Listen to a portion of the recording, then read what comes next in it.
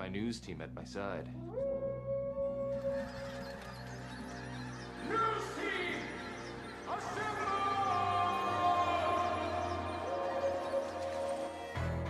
Howdy, Aggie Land. Welcome to the SEC. Our program will be built on 4 principles in which I talk about all the time: toughness, effort, discipline, and pride. Dang it, I'm going to have to buy that boy cone. Now I'm distracted on my point. What were we talking about? It's bullcrap. All I care about is winning. Show me the dang baby. You do it till they do it right, and then you do it till they can't do it wrong. Go get him. Why are you dancing around? Eat him like he's a steak.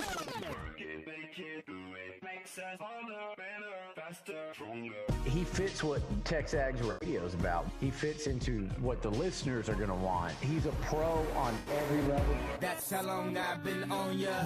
It's Nuno and the crew on TexAgs radio, right here on Sports Radio 1150 AM and 93.7 FM. The Zone. You know how long I've been on ya. David Nuno may be a pro on every level, but us here today, well, we're just here on a level. TexAgs Radio presented by David Gardner's Jewelers. It's Dalton Hughes in again for David Nuno. Nuno enjoying vacation. No OB here this morning. He is in Omaha with Ryan Broninger, Richard Zane, and Jamie Murray. Texas A&M hits the field today in about 55 minutes for an open practice at Charles Schwab Field ahead of tomorrow's opening game of the 2022 College World Series against the Oklahoma Sooners. Coach Schlossnagle and a few select players also talked to the media this morning.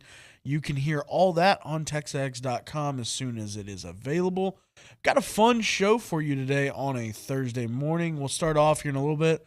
We'll go to Tomas Romo, and we never did Plays of the Week from Super Regional Weekend. So we got to do that because before you move on to the World Series, you got to wrap up Supers. So we'll do that with Tomas here in a little bit. At 8:20, we'll call OB. We'll get his thoughts on how you lose your phone in the truck that you are driving in. Seriously, that happened. If you weren't here yesterday, stick around and we'll get you all caught up. He'll set the scene from Omaha, talk about the Aggies' entire plans for the day and what all they've got going with our crew in Omaha. At 8:35, former A&M and NFL quarterback Stephen McGee, our QB1, will be in studio. We'll talk about Summers, the D1 athlete. I know McGee likes golf, and I don't know if you guys know this, but today is U.S. Open Thursday. Our guy Sam Bennett is already off. We'll talk about that here in a little bit. At 9:05, Billy Lucci in studio. Travel day tomorrow for Luch. So he's here one day, 1 hour early from his normal hit, and he will do an entire hour with us at 9:05. Oh, by the way, hey, Luch, get your questions in for Billy Lucci. We will tackle those at 9:35. You can tweet those at us or text us on the A&B text line, 979-693-1150. At 10:05, former Texas A&M first baseman John Sheshik will join. Shesh was on that 99 team that beat Clemson in the first year of the Super Regionals and went to Omaha. So we'll talk to him about, what's it like playing in Omaha? What's it like being a college baseball player at college baseball Mecca, as Ryan Broninger would call it. But Shesh was also in the building for, I believe, game 1 of the Super Regionals and hopped on the broadcast with Andrew Monaco and Will Johnson. So fun conversation with John for sure later today. At 10:35, it is the Fan Show presented by Girard Construction. So a lot going today, a full day. It's tomorrow. College World Series starts. I'm excited. I know you guys are. We'll talk it every which way possible between now and then. But first this morning, let's go around the room. Sam Kamen in my old chair. Sam, how are you, man? I'm doing good. I'm ready for tea time later today. Hopefully channel some inner Sam Bennett Where vibes. Are you playing? Good old campus course. You know, the grass up there, our fairways look really clean, and then the tall grass is looking really tall, giving me that U.S. Open vibes, I'm going to go ahead and tell you that the tall grass is not nearly as tall as it is at the country club at Brookline, Mass. But oh, exactly. Well, I'm sure it'll give you a hard time regardless. I know it would give me a hard time. I can't hit it as straight and as far as Sam, and right now he's even through 8 holes so far. Bogeyed the first hole and then came back on par 5, 14th, and birdied that. So he's even through 8, and the leader right now is Colin Morikawa, but very, very early in day 1. It's early in day 1, and the thing to remember when you talk U.S. Open, we mentioned it yesterday with Corton, even par is a really, really good score because that course is tough, and that's saying it nicely. Yeah. Easiest way to put it is this: there's not going to be a winner going to be at 20 under par, and even like Tiger, it's not going to be the even when Tiger was like 12 under par, he was winning those tournaments by like 8 strokes because you're just not. He was that good, and you're just not supposed to be that far under par. So you're telling me it's not going to be like the fall 2020 Masters when DJ won a major at like 21 under or whatever it was that he shot at Augusta? I will put money that will probably not happen. I wouldn't bet against you on that one, man. Let's go over to the Social Center. Tomas Romo. Tomas, I know Sam just stole your Sam Bennett thunder, but you got any other news and notes for us? He did. He started talking about Sam Bennett. I said, I guess we're going to wait till, maybe another hour when I'll give you guys an Tomas update. is like, there goes half of my run sheet that I had planned out over here this morning. Well, I got one thing for you. 2022 Texas A&M Athletics Hall of Fame class to feature 8 Aggies. Some of the 8 featured are Johnny Manziel, Mike Evans, Luke Jokel, and Gary Blair. They will be honored on September 2nd at the 44th Burgess Banquet. Yeah, we'll talk about that a little bit with Billy coming up in the 9 o'clock hour. But a loaded class nonetheless. I can't think of at least since I've been around here, a more anticipated Burgess Banquet when you're talking about you're going to have Johnny Manziel and Mike Evans there at the start of September. Should be fun. Tomas, one thing I wanted to ask you about before we do your plays, you were TexAgs representation over there yesterday at the send-off. What was the crowd like? What was the environment like? And it seemed like people were pretty fired up to be sending the Aggies off. Oh, people were fired up. It was a little bit bigger of a crowd than I expected. I mean, everyone was surrounded the 2 buses that the players were getting on. People were cheering. People were clapping. The players were into it. They were excited that the 12th man showed out. And it was a really cool experience to see these guys not only walk onto the bus, but just know that they have the entire fan base behind them, and we support them all the way. I saw the Pringles can is making the trip. No surprise there. Did you see any other props or anything that we should be worried about or anticipated to see in I wouldn't Omaha? say any other props, but man, that's a big Pringles can. I mean, that was the first time I've seen it in person, and I was like, that's a pretty big can that they got there. And but no, they hoisted it up. I forgot what player did it, but once he picked up the Pringles can, the entire crowd went nuts. They went wild, and it's just kind of cool that the Pringles is what gets this team going. It's a pretty funny rallying cry. One of my favorite pictures from this postseason that I've seen, Jamie got a picture of Micah Dallas in the dugout nursing the Pringles can like a baby, and it's that big of a can. So it looks like a young child over there in his arms in the dugout. I think if I saw one of the pictures correctly, that Micah Dallas might have had a Pringles hat on. So they might have gotten that compliance. Compliance might have cleared that box that Pringles sent a couple weeks ago, and that hat might have been in that box, but don't know for sure about that. Yeah, you don't know. Who knows where he got that from, but that is pretty fun to see. Tomas, let's do this. Super regional weekend last weekend. Couple of big plays for the Aggies, but I was told that you've got 5 plays. Oh, I got 5 plays. Are we going 5 to 1 or 1 to 5? 5 to 1. All right, let's go number 5 now. All right, let's rock. Number 5, bottom of the 8th. Aggies up 4-3. Louisville tries to test Troy Clonch, and he throws the runner out at second. Great throw by Clonch in a big situation to stop Louisville getting a runner in scoring position. Heck of a throw there. I mean, we're not talking – I mean, we've talked about it enough. I don't want to use that phrase. Troy Clonch's arm has been huge for the Aggies this postseason. This throw was just an absolute laser. And also, can't forget a great tag by Targac to get the ball and swipe tag across that front wrist of the base runner to get him out. Number 4, Ags down by 2, bottom of the 7th. Thompson with the tater. 2-run blast to tie up the game. Hasta luego, baseball. What a swing by Thompson, and we all know how that one finished. Yeah, and as I watch it again, it still doesn't – I still watched it, and I know the outcome, and I still thought, wow, he caught that, didn't he? What a home run by Thompson, just barely getting over the wall. Tied up the game in the bottom of the 7th on Friday night. And, yeah, we all know how it ended. But, man, what a swing from Jordan Thompson. It's a pretty good spot for the Aggies if your 8-hole hitters got about 3 home runs this postseason. Number 3, let's flash the leather a little bit. Web gem time. Brett Minnick lays out here in right field. What a grab by Minnick. That was a huge play in itself. I mean, if he doesn't make that catch, I bet 1 run is scoring, maybe a triple. But What a play here by Minnick. That's got to be on SportsCenter Top 10. Is that like what you at club baseball is like, Tomas? No, I'm usually not in right field, but we make some nice plays out there too. I see you as more as like a janitor throw guy, but yeah, that play was a SportsCenter Top 10 moment. You saw Brett Minnick on Twitter acknowledging once he realized it was a top play, and he said, "Mama, I made it." You did make it, Brett, and you guys are going to the College World Series. Number 2, bases loaded, 2 outs, bottom of the 9th, tie game. This is what every kid dreams about. Clutch Clonch laces the base hit into right field. That's a walk-off winner. Again, Troy Clonch, one of the most, I would say, underrated players throughout this entire season, comes up clutch in the biggest moments yet again. It's crazy when you start thinking about where is this team without Troy Clonch. You see that hit, which immediately the first thing that came to my mind when I watched that hit was, wow, that was eerily similar to George Jancha's walk-off in 2017 in Game 1 of the Super Regionals against Davidson. Similar jerseys, same hole, base hit single, scores a run, and the Aggies take Game 1 of the Super Regional. But, hey, that's not the first time we've seen that from Clonch. We all remember his Kentucky heroics in Game 1, walk-off home run, Olsen Magic. So, yeah, no surprise that the captain was the one who delivered. Number 1, the final out of the Super Regionals. Runner in scoring position, and Jacob Palish throws the breaking ball in the dirt, and that is going to slam the door, and the Aggies are advancing to Omaha. And, Dalton, I'm ready to watch some baseball this weekend. Yeah, I'm ready to watch some baseball this weekend, and what a performance by Palish.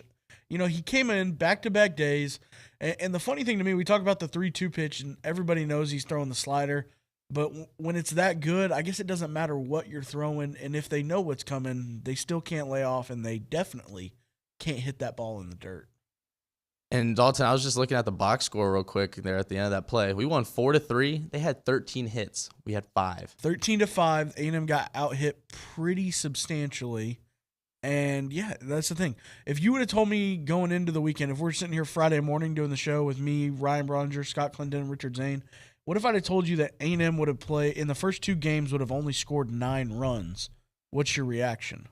I would have been a little bit surprised, and I also would have been like, well, I hope we pitch good. I would have thought I hope we pitch good. I mean, that would be my first guess. I would have thought, man, the series might be over. And it was over. Just in favor of the Aggies instead of being in favor of the Louisville Cardinals. Tomas, great stuff, man. Appreciate you kicking us off today with a little bit of a look back at the Super Regionals. Of course. All right, that'll do it for segment number 1. When we come back, we're going to go out to the BCSI hotline.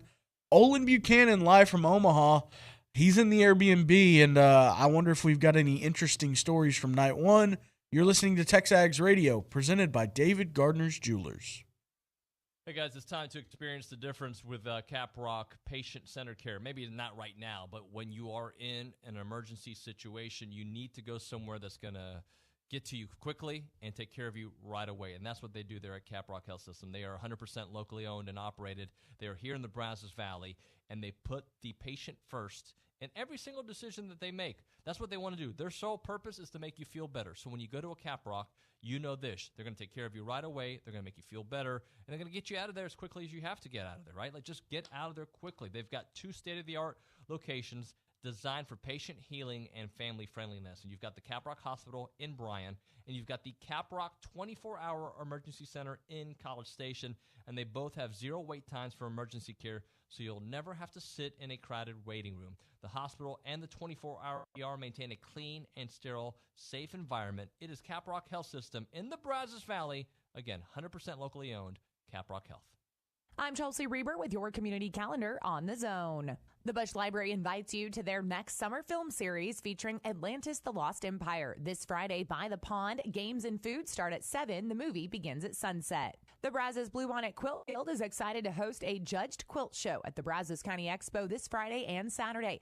Go online to bbquiltguild.org for more information. The theater company of Bryan College Station presents Disney's Newsies. Performances run June 10th through the 26th. Purchase tickets online at theatercompany.com/tickets. Texas A&M is hosting an international collegiate robotics competition at the Memorial Student Center June 25th through the 27th. Come watch teams from all over the world compete. For more information, go online to tamurobomasters.com. The Zone is social. Are you? You can find us at Zone 1150 on Facebook, Instagram, and Twitter. Like, follow, join. Get connected to The Zone and be in the know. That's your community calendar. I'm Chelsea Reber on The Zone. Gift cards are here, Big Shots, just in time for Dad. Get your Big Shots Golf gift cards today at BigShotsGolf.com. And don't miss their Father's Day celebration on Sunday, June 19th from 12 to 4 p.m. for a World of Beer craft beer tasting and a chance to shop Kendra Scott's men's line, Scott Bros. Celebrate Dad like a Big Shot, Aggie Land. Find out more at BigShotsGolf.com. That's BigShotsGolf.com. Happy Father's Day.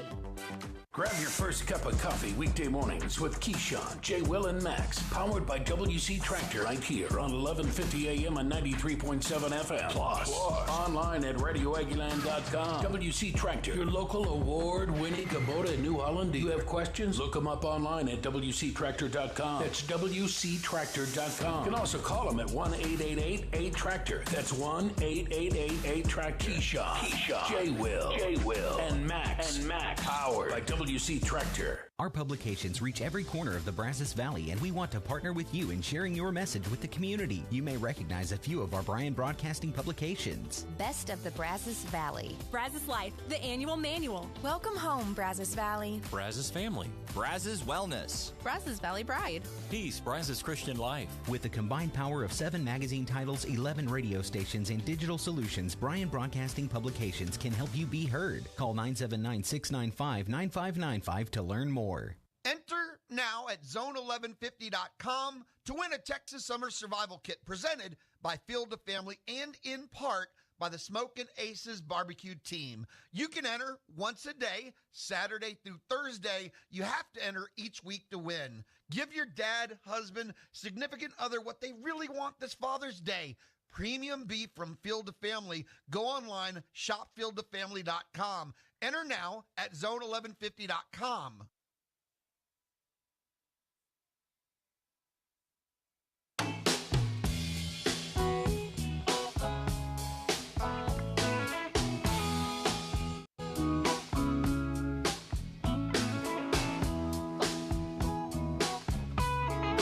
.8:22 on a Thursday morning, June the 16th. The Aggies are in Omaha. Olin Buchanan is in Omaha, and we want to go straight out to the BCS hotline and talk to TexAgs columnist, Heisman Trophy voter, Mr. Olin Buchanan. OB, night one in the Airbnb. I'm glad you're able to join us. Good to be here with you. We're on our way to the stadium right now. Roninger's handling the driving duties. He's the chauffeur, so we're going to check out practice, do interviews, and try to give all our readers and listeners at TexAgs, give them an update on what's going on here. Do you think we could find like a chauffeur hat big enough to fit on Roninger's head? Because if so, that might be something y'all want to look into in Omaha. There's only certain. You can only expect so much. Also, right now he's got something looks like kind of a, I don't know what to describe that hat. Right? A floppy hat. It's a safari hat. All right, well, he can save that for you guys' trip to the Omaha Zoo. OB, you finished the drive yesterday, and boy, was I surprised to learn. My money was on the phone being in the suitcase, but I'm glad you found it nonetheless between the seat and the console. Well, it was Richard Zane that actually found it. But you got to understand, we left at like 3:30 in the morning, and I'd gotten up. I wasn't, completely cognizant. And I guess it was in my pocket. When I sat down, it fell out of my pocket. I didn't know. So I just assumed I had left it. So I'm glad that it was. And my son had turned the ringer off. So when, if somebody else could call it, I couldn't even hear it to find it that way. So, but fortunately, the enterprising Richard Zane was able to locate it, and so all is good. OB, most people that listen to this show would say that we're not really cognizant until 11 a.m. anyway, so you're on. I get it. Don't worry. I get it. Hey, I know you guys are driving around Omaha right now. You guys got in yesterday. Have you seen any Aggie presence there, or have you seen a presence from any team? I know I saw a post from Fred on the TexAgs premium board. Says he lives in OKC, and has tons of Aggies passing him north on 35 heading to Nebraska.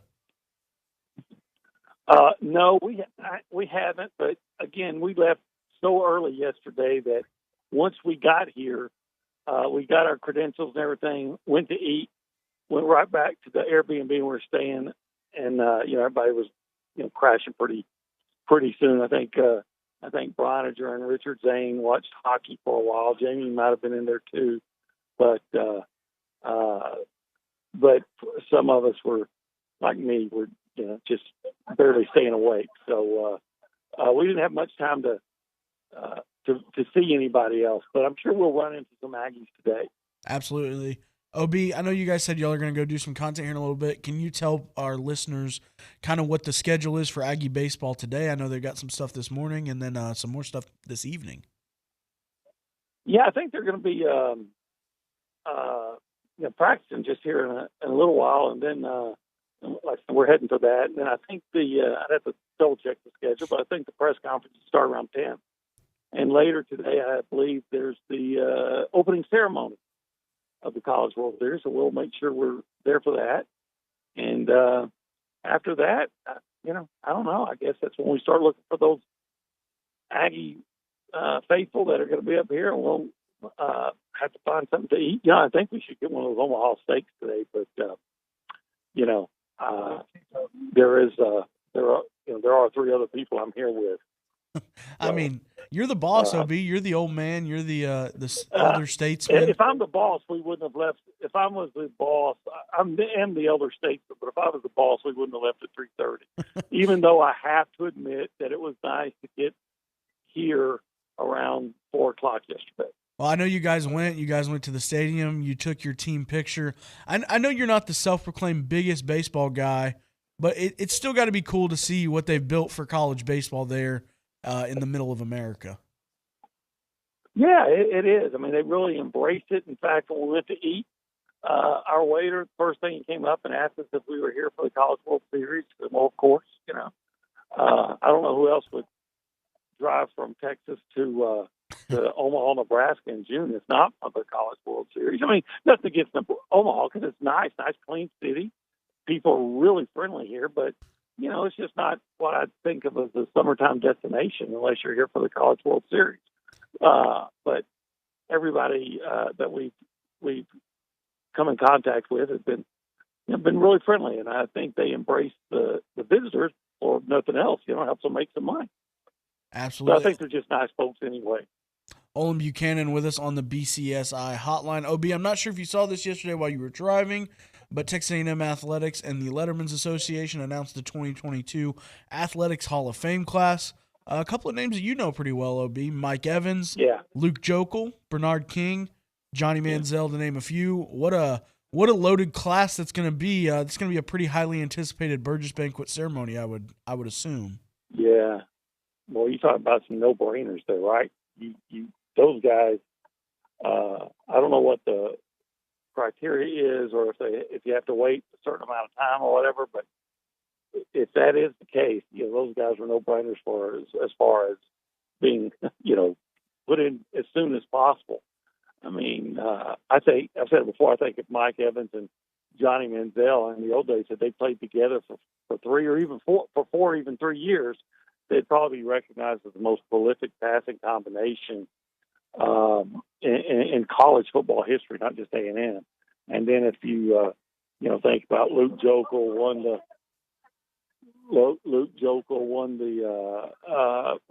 Outland Trophy, and Bernard King, prolific scorer, so all those things. So yeah, I mean, all those guys are, amazing representatives of A&M, amazing players. So, that was an honor well deserved, and I'm sure even more honors are awaiting some of those guys. OB, everybody's told kind of their Johnny story from them days of covering. I've even heard a couple from you.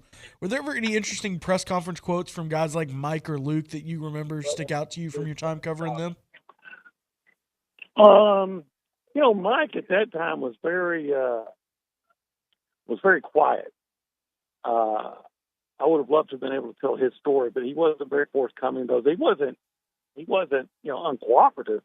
he just was more about, I guess, just trying to become the best player he was. I remember asking him one time his goal, and he said, well, just to win the Politnikoff. That was about as outspoken as Mike ever got. Luke, I remember, he's just a nice guy, but I don't remember him making any, outrageous statements. But of course, we're comparing it against Johnny, and so if you compare it against what it was like to be with Johnny, maybe nobody's gonna be remembered as being really, really outrageous. But I just remember both those guys as being cooperative, but I don't want to say guarded, just not as forthcoming as maybe you would hope, because they had great stories. But sometimes a guy, especially at that age, is very private, and they're not ready to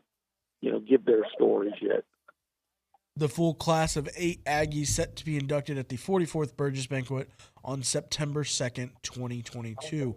OB, before we let you go today, I know you guys are headed to the stadium right now. One thing I wanted to ask, if I made you pick one player for tomorrow's game and you said, man, that guy had a great day, and I'm Olin Buchanan, I'm sitting in the press box, I'm writing about an Aggie win, and it's probably going to mean I'm writing about this guy, do you go starting pitching? Is that simple enough? Yeah, I think so. I mean, you could pick out, say, a Dylan Rock, but there's so many guys that hit well on this A&M lineup. Everybody knows that. But if you can give me a really good, strong starting pitching performance from, say, Micah Dallas, I think then you got to feel really good about your chances. I mean, you feel really good about your chances, I think, if he just pitches the way he has recently. But man, if he could come out and give you 6 or 7 really strong innings, something you haven't gotten from any of your starting pitchers in a long time, then I'd like my chances, because you wouldn't tax your bullpen at all, and those guys coming out of the bullpen have been so effective lately. So yeah, I do think I would go with just the starting pitching. If I get a strong performance from them, I'm going to feel really good about what's going on. That is Olin Buchanan live from Omaha, Nebraska. OB, tomorrow we'll do 2 segments with you from the Airbnb little studio that we're going to set up. But today, enjoy your day, covering the Aggies, being at the College World Series. We appreciate you taking the time to join us. One last thing, do you got any questions I should ask McGee? Because he's coming in studio for a whole half hour. Yeah, I asked him about baseball. I'm sure he was a great baseball player at some time. You think Rodney let him play baseball? Those kind of athletes are probably good in everything, especially in a small town. They probably play it all the time. I wonder why he didn't pursue it. I would think he'd be a heck of a pitcher, wouldn't you? He probably. So, well, let me say this before I go. I've noticed that there was a Dalton Hughes appreciation thread, and you deserve it. You're doing a heck of a job, son. So just stay at it. Well, I appreciate it, OB. I couldn't do it without great guests like you. Ryan Bronger, I could do a little bit better than him. Jason Howell was a lot better yesterday than Bronger, but I appreciate you guys. Y'all have fun, and can't wait to see your content on TexAgs.com. All right, thanks. Thanks, buddy. All right, that's Olin Buchanan live from Omaha, Nebraska at the College World Series, and I'm not going to lie, sitting here, I'm a little bit jealous of him. Right now, be caller number 1, and we'll give you a free car wash from Aggie Land Express Car Wash in South College Station off of William D. Fitch in Greens Prairie. Aggie owned and operated with the friendliest staff and personal touch. They offer monthly memberships, but we'll give the first caller a free car wash right now from Aggie Land Express in South College Station, 979-693-1150. It's like when they replaced Aunt Viv on The Fresh Prince. David Nuno on TexAgs Radio, weekdays on The Zone. Here's Brad Beard of Intercon. If you have considered replacing the windows in your brick veneer home, you may have been told that it would be necessary to either remove the brick or tear up the inside of your window box. You need to know that Intercon replaces windows and brick every day, and we don't tear up anything except the window which is being removed. By installing windows every day, Intercon personnel have worked out methods which result in the replacement windows being at least as neat and effectively installed as your windows were when they were new.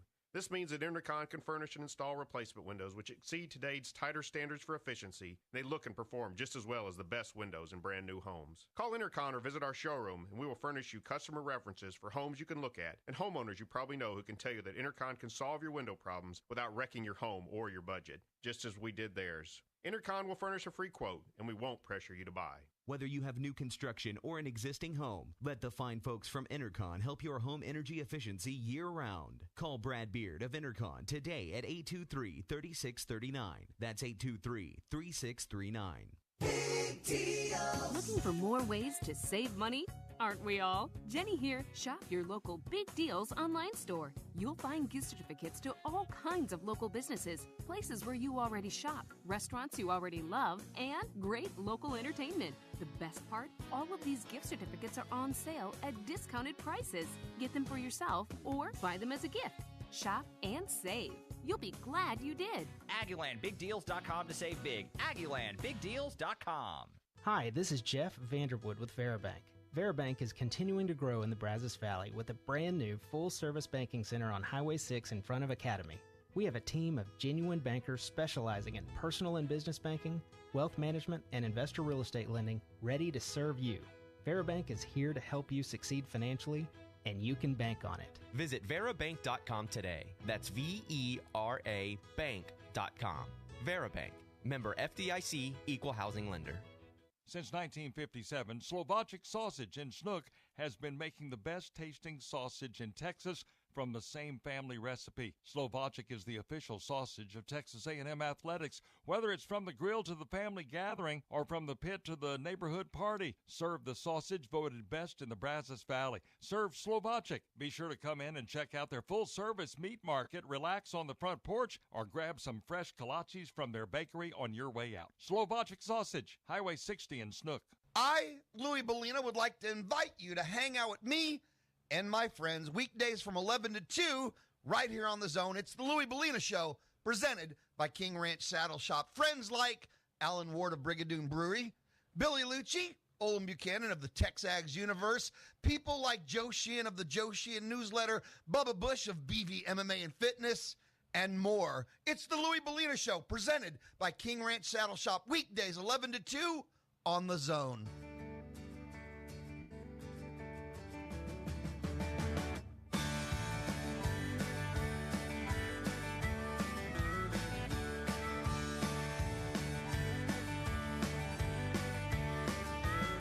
Oh, man. Stephen McGee is in studio. It's been a while, I think, since he's been here, and he's at his A1 form as we talk a little U.S. Open golf. Don West, class of 66, texting in. Sam Bennett broke even on the front nine at the Country Club at Brookline up in Massachusetts. Our golfer. He's under. Oh, he's under par now? Oh, I thought you said he. No, he broke even on the front nine. First nine he played, he went even. So that means he's making the turn at even par. As opposed to us, when we make the turn and it's, well, we probably should get another drink and maybe a little hot dog. We had a two-man scramble this last weekend at our Pebble Creek Country Club, just to put it reference here. Not U.S. Open type At conditions. There's nothing similar in that regard either. Two of us playing a scramble. What do you think we shot, Dalton? Well, you were there. What should we shoot first? What should you shoot? I mean, even on the front, scramble 2 under, for some amateurs. For two guys together, close to even par. 2 to 3. Yeah, 10 over. We shot 82.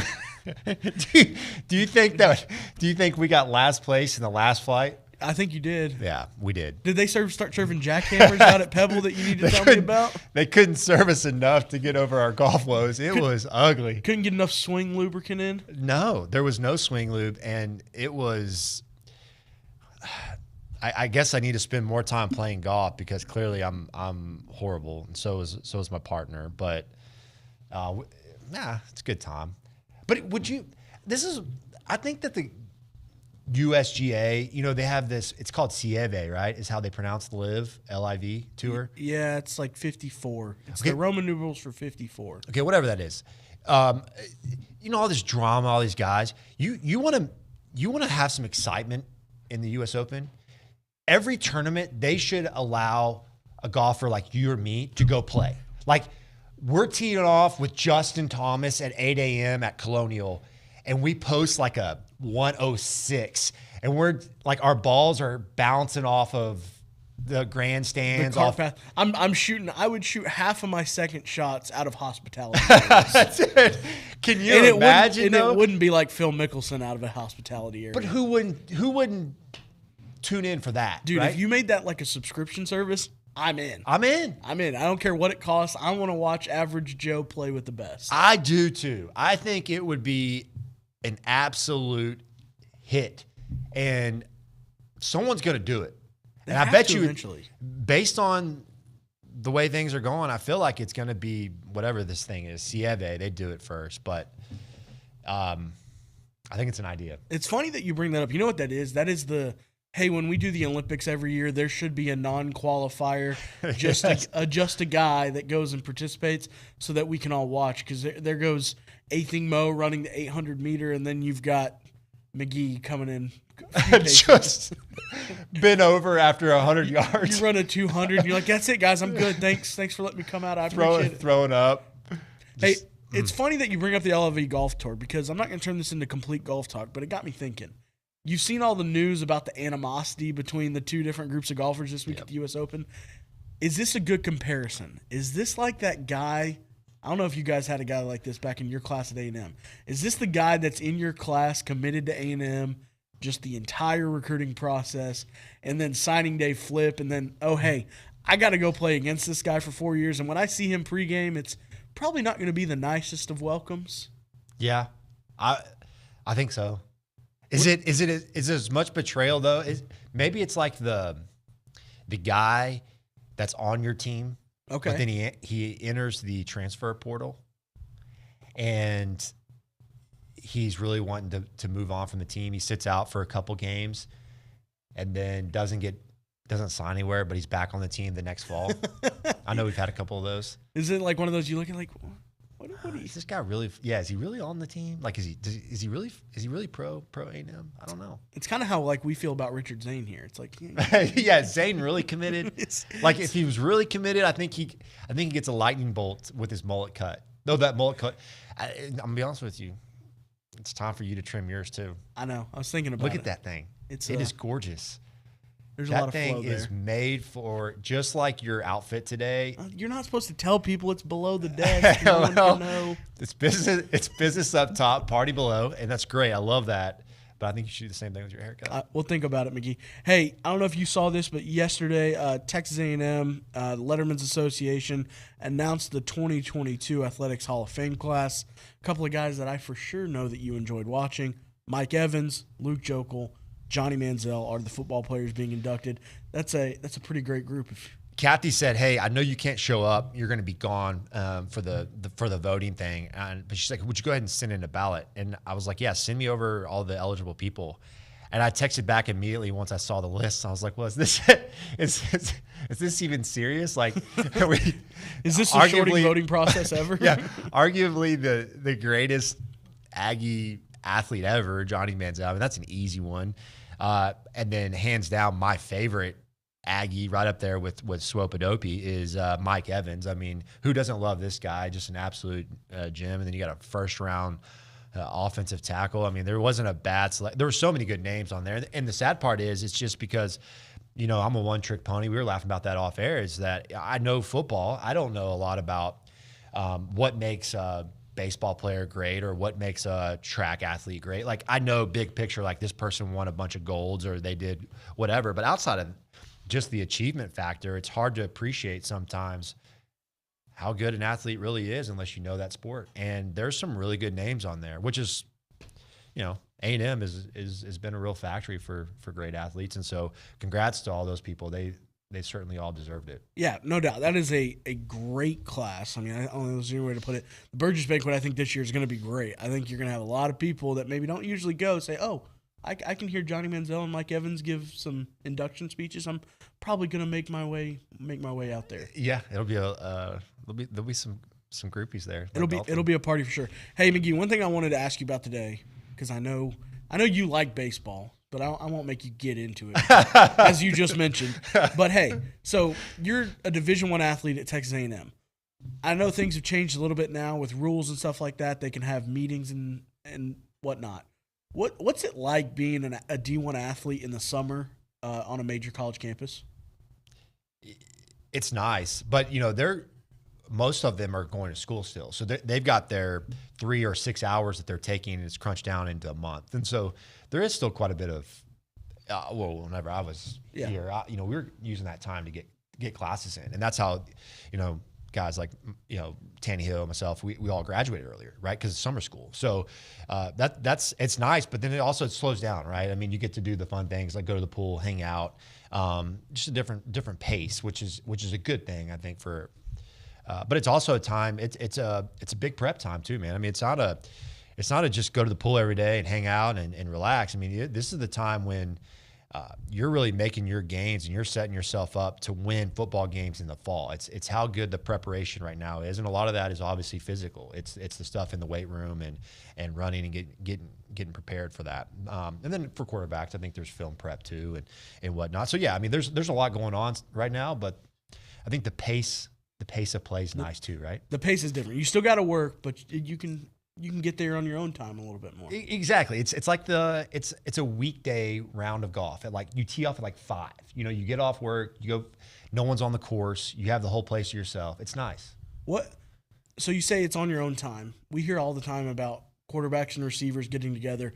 Is this that time of the year where they really kind of gel so that when you hit the camp in August, it's more you're implementing stuff. You don't have to worry about, oh, hey, I know where's this guy going to be on this route, and because everything, I've heard you talk many times on the film room.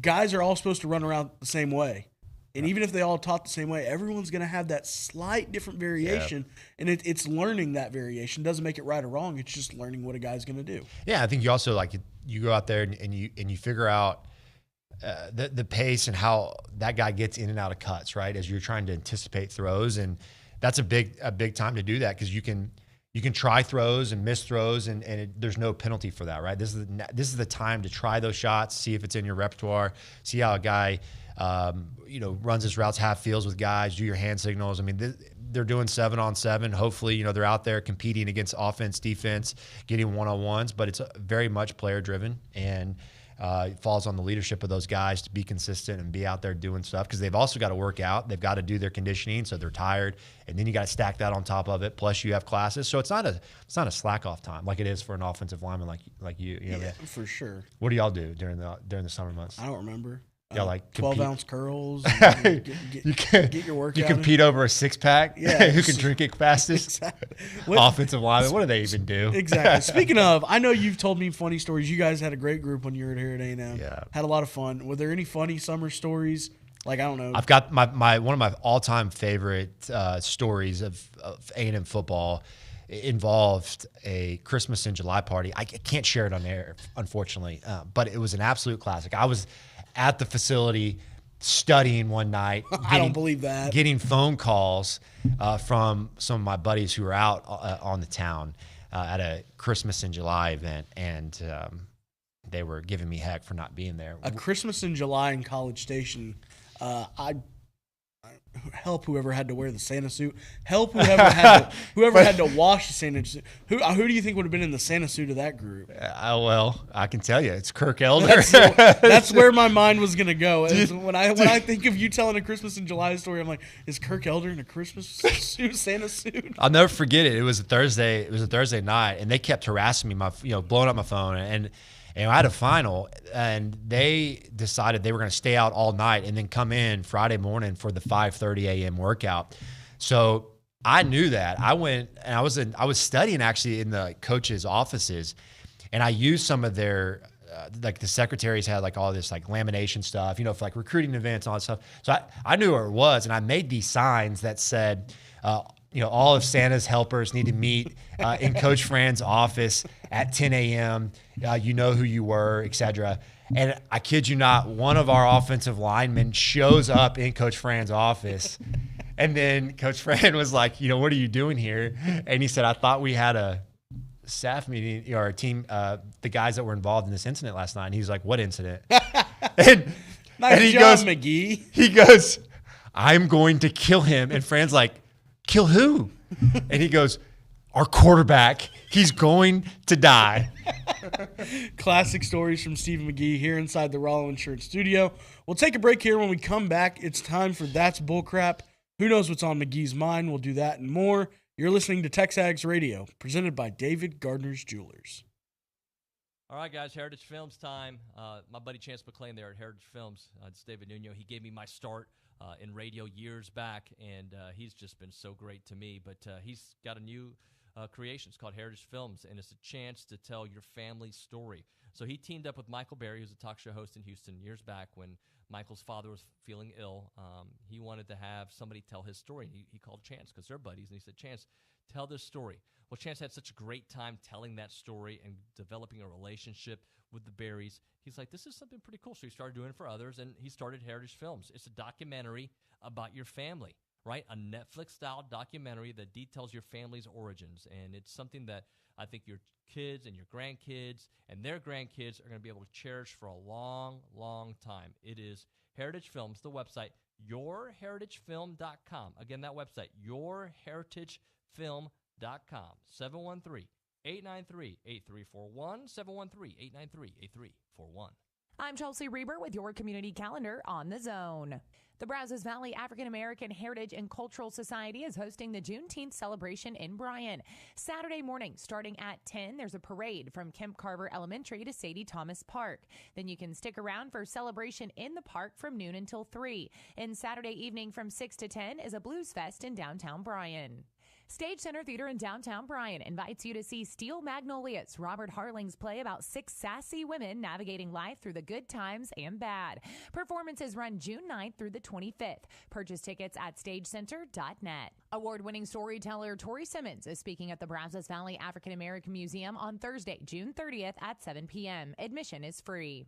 Spend Thursday with Louie and barbecue pitmaster Bryce Jones on the Louie Bellina Show presented by King Ranch Saddle Shop. Bryce joins Louie in the Charles Schwab studio every Thursday from noon till 1. That's your community calendar. I'm Chelsea Reber on the Zone. TNT Janitorial would like to salute everyone who is serving our great country, to the men and women who have helped to uphold and strengthen all that is guaranteed to us through the Constitution. Our thoughts and prayers are with you as you defend our freedom. This message is from the staff at AT&T Janitorial. Family-owned, Marine Corps veteran, office cleaning, window washing, and more. One call cleans it all. Dial 979-220-6423. That's 979-220-6423. TNT Janitorial, thanking all the men and women of our military for their service. Hey parents, when it comes to your child's education, there's a lot to consider. No matter what you're searching for, search the Bryan Broadcasting half-price tuition program first. We've partnered with schools and learning centers throughout the area to get your students started with high-quality programs at half price. Right now, we're featuring half-price tuitions at Hopewell Classical Day School, Kinder Music, Happy Camper School, and more. Half-price tuitions are first come, first served, and availability is limited. Go to halfpricebrazos.com. Keyshawn, J. Will, and Max.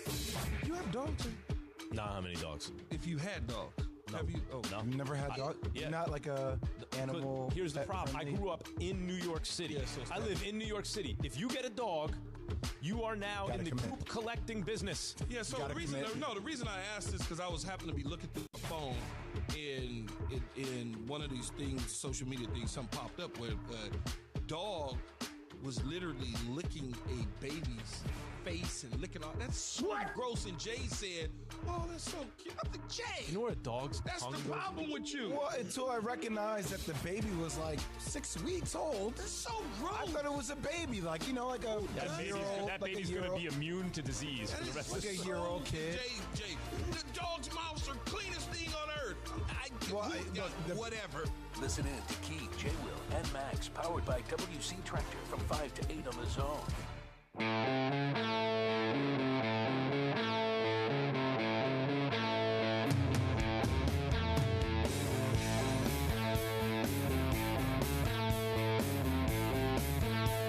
Closing out hour number 1 on a Thursday morning. Stephen McGee with me inside the Rollo Insurance Studio. You're listening to TexAgs Radio presented by David Gardner's Jewelers. And right now, McGee, it's time for That's Bullcrap presented by Tom Line Plumbing. For service you can trust, consider Tom Line Plumbing. Great friend of Steve McGee, longtime trusted plumber in and around the Brazos Valley. You can check out their website, tomlyneplumbing.com. McGee, what is El Toro de Caca? So the government is just absolute reluctance to pump domestic oil. It's what people are referring to as the new ivermectin. You can't have it because it would resolve the current crisis, and they need all of us to go through the inflation crisis. Oh, sorry, is that political? Let me do my actual bullcrap. My actual bullcrap is the CFA tour, PGA Tour situation, all the drama. Like, all these guys just keep talking about it. Like Rory and Justin Thomas, like, hey, look, I know that you don't like the situation, but the more you talk about it, guess what happens? It's actually pumping the CFA Tour. Like, it's great for them. This drama that if they would just not even talk about it, they would just go play golf, it would kind of go away quietly. Kind of go away. I think the big thing with that, if it clearly is bothering these guys some. Yeah. At this point, at this point they're showing up to play the majors. So just beat them. Don't let them win. Yeah. That's the thing. You got to be locked in. Don't let one of those guys that are playing on that tour win a major. If you guys are trying to stay where they are, don't let them win a major. I agree with you on that. That would be real bad for the PGA Tour right now. Now, just for the casual fan, oh, boy. Wouldn't it be crazy after all this if Phil finally won his first U.S. Open? The perennial runner-up at the U.S. Open finally cashes in that silver for gold. What were the odds on Phil this week? It was like, you put down 400 on Phil and you win like 50K. I thought it was 80. I saw the same bet. I think that you did. Some guy put 400, and I'm like, man, do I got $400? Because it might just be worth it just to see. My bull crap, A&M baseball in the College World Series, and from everything that I've been able to see, it looks like they're still banning bubble machines in Omaha. So when the Aggies score runs, I think you can still take your little manual bubble wands and blow some bubbles, but not the onslaught of bubbles that you see at Olsen Field at Blue Bell Park when A&M scores a run. It's going to be muted due to the weird policy of you can't take bubble machines, but we're going to let that one guy from Vanderbilt whistle for 4 hours. Oh, gosh. It's bad. That's almost as bad as a cowbell, isn't it? Yeah, and I don't think they let cowbells in there either. So Thank at least they're kind of consistent. But boy, you're Can you right. take Pringles cans in? I hope so, boy. But what's the story on the Pringles can? I've missed all that. So Schloss basically said after one of their wins, and he wanted to motivate them to keep going, he's like, hey, success has got to be like a Pringle. You don't want to eat just one, right? Have you ever popped open a Pringle can and only had one? No. I could see you just banging out some barbecue on the golf course, get you a couple Pringles. You dang right. I get it. It makes sense now. I love that. So you can take Pringles into the field? I bet you some Aggies are going to find a way. If not, I'm sure the team will have the ceremonial. They have a 2,000 count can of Pringles, it looks like. A big one. I'll show you a picture before you leave. So they have that. I don't think they pop that one open, but they do have it. It's a great rallying cry for Aggie baseball. You're a barbecue Pringle guy? Boy, I'm a sour cream and onion. I am too. That was the OG back in the day. Those sour cream and onion. If Pringles you think you're better than sour cream and onion Pringles, you are not. You are not. You are not. And you are not better than a Butterfinger Blizzard, are you, brother? You are not. When you texted me that the other night, if you would have showed up with a Blizzard at our dinner, I would have been beyond happy. Maybe I'll do it soon. McGee, thanks for coming by, man. I appreciate it. When we come back, hour number 2, we go from Stephen McGee to Billy Lucci inside the Rollo Insurance Studio. You're listening to TexAgs Radio, presented by David Gardner's Jewelers. I can't believe we have to make this commercial. It's ridiculous. You'll think it's ridiculous too. Listen to this. This commercial is about, it's about parents being rude at high school athletic events. Ridiculous, right? It gets worse. Studies show more than 75% of new high school officials are quitting because of bad adult behavior. So now there's a shortage of refs here in Texas. In almost all sports. No officials means no more games. Is that what you want for us? Come on, parents. It's time to grow up. Cheer for your team. Be proud of your children. But stop being so ridiculous. And don't make us run another commercial. Because we will. This message presented by the Texas University Interscholastic League and the Texas High School Athletic Directors Association, reminding you to always practice good sportsmanship. Call Paul Feinbaum is SEC country, and Aggieland is too. Listen in to Paul weekday afternoons 2 to 4 on the Zone 1150 AM and 93.7 FM. This is KZNE, College Station Bryan.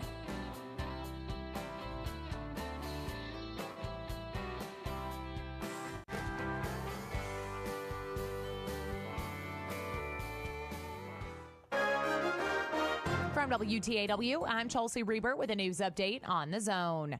Brazos County commissioners resumed discussions about the operation of the elections office. Commissioner Nancy Berry read a prepared statement thanking the elections office. That's after Berry said the blame for not having Galilee Baptist Church open as a voting center for the primary runoff is shared by the commission, the elections office, and leadership of the local political parties. I want to let Trudy and Crystal know how much we value their service and what a great job they do, and kudos to the election administration staff as well. Commissioner Russ Ford repeated his call for voting centers outside of Bryan and College Station. The College Station City Council has, for the 31st time, extended an emergency declaration related to the pandemic. Interim City Attorney Adam Falco said that followed the governor extending the statewide declaration. Looking at that and talking with emergency management, it was decided to do it continuous since the beginning of the pandemic until those had stopped, and there was no further opportunities that we could recapture anything. Elizabeth Kuhnha voted no, in part after learning there are currently no federal programs where the city would qualify. Sticker shock may be coming to golfers using the Bryan Municipal Course. The City Council adopted rate increases at this week's meeting. Council members also learned from City Attorney Thomas Leeper that they cannot offer discounts to city employees without first going to the council's outside management company that operates the course. So, in order to make that kind of a adjustment to the fee schedule without violating the contract would require renegotiating that particular provision in the contract. Due to inflation and rates at area courses, the resolution adopted by the council increases the 18-hole rate by $10. The 9-hole rate increases by $7 for play on Monday through Thursday and by $10 on Friday through Sunday and on holidays. The golf cart fee increases by $5 per person per round. For more news, go online to WTAW.com. I'm Chelsea Reber on The Zone. Hey parents, when it comes to your child's education, there's a lot to consider. No matter what you're searching for, search the Bryan Broadcasting half-price tuition program first. We've partnered with schools and learning centers throughout the area to get your students started with high-quality programs at half price. Right now, we're featuring half-price tuitions at Hopewell Classical Day School, Kinder Music, Happy Camper School, and more. Half-price tuitions are first come, first served, and availability is limited. Go to halfpricebrazos.com. If you have a debit card, you're used to spending money. But what if your card actually ended up earning you money? That's not exactly normal, but that's what you can get at A&B. It's called Kasasa Cashback Checking. Don't mind the weird name. What you need to know is that it's a free account with cash rewards. Use your debit card for everyday purchases, and we'll pay you cash back every month. If that doesn't sound like normal banking, well, guess what? We're not a normal bank. So contact A&B today and ask for Kasasa or visit ANB.com. Equal housing lender, member FDIC. Good morning, sports fans. I'm Zach Taylor with your Aggie Sports Minute on The Zone. The Sports Minute is brought to you by Hilco Metal Roofing and Supply. Call 936-825-0500 or click HilcoSupply.com. Texas A&M outfielder Dylan Rock has been named a third-team All-American by the National Collegiate Baseball Writers Association. A graduate transfer from UTSA leads the team in several offensive categories, including runs, home runs, stolen bases, slugging percentage, and on-base percentage. Dylan and the guys kick off their run at the College World Series tomorrow, and they take on Oklahoma in Omaha. First pitch is at 1 p.m. in Omaha, with broadcast on Zone 1150 AM and 93.7 FM. The 2022 A&M Athletics Hall of Fame class has been announced. This year's group features 8 former athletes and coaches, including 2012 Heisman Trophy winner Johnny Manziel, wide receiver Mike Evans, and recently retired women's basketball coach Gary Blair, former offensive lineman Luke Jokel, men's basketball player Bernard King, women's swimmer Trin Aljand, and baseball players Jack McGuire and Mike Scanlon ran out the list. A pair of Aggies are participating in the 122nd U.S. Open this week in Brookline, Massachusetts. All-American Sam Bennett teed things off earlier this morning as an amateur, while former A&M standout Audrey Arnaus gets underway just before noon. And that's been your Aggie Sports Minute, brought to you by Hilco Metal Roofing and Supply On the Zone, I'm Zach Taylor. Looking for podcasts of TexAgs Radio, The Louie Bellina Show, or Chip Howard? Look inside the Pod Center at zone1150.com. Don't miss a single rant, guest, or moment. You can download or subscribe to any and all of your favorite shows inside the Pod Center at zone1150.com. There's also a special selection where you can find select interviews from David, Louie, and Chip. Look up Zone interviews inside the Pod Center at zone1150.com. Download or subscribe, but don't miss out. Check out the Pod Center at zone1150.com.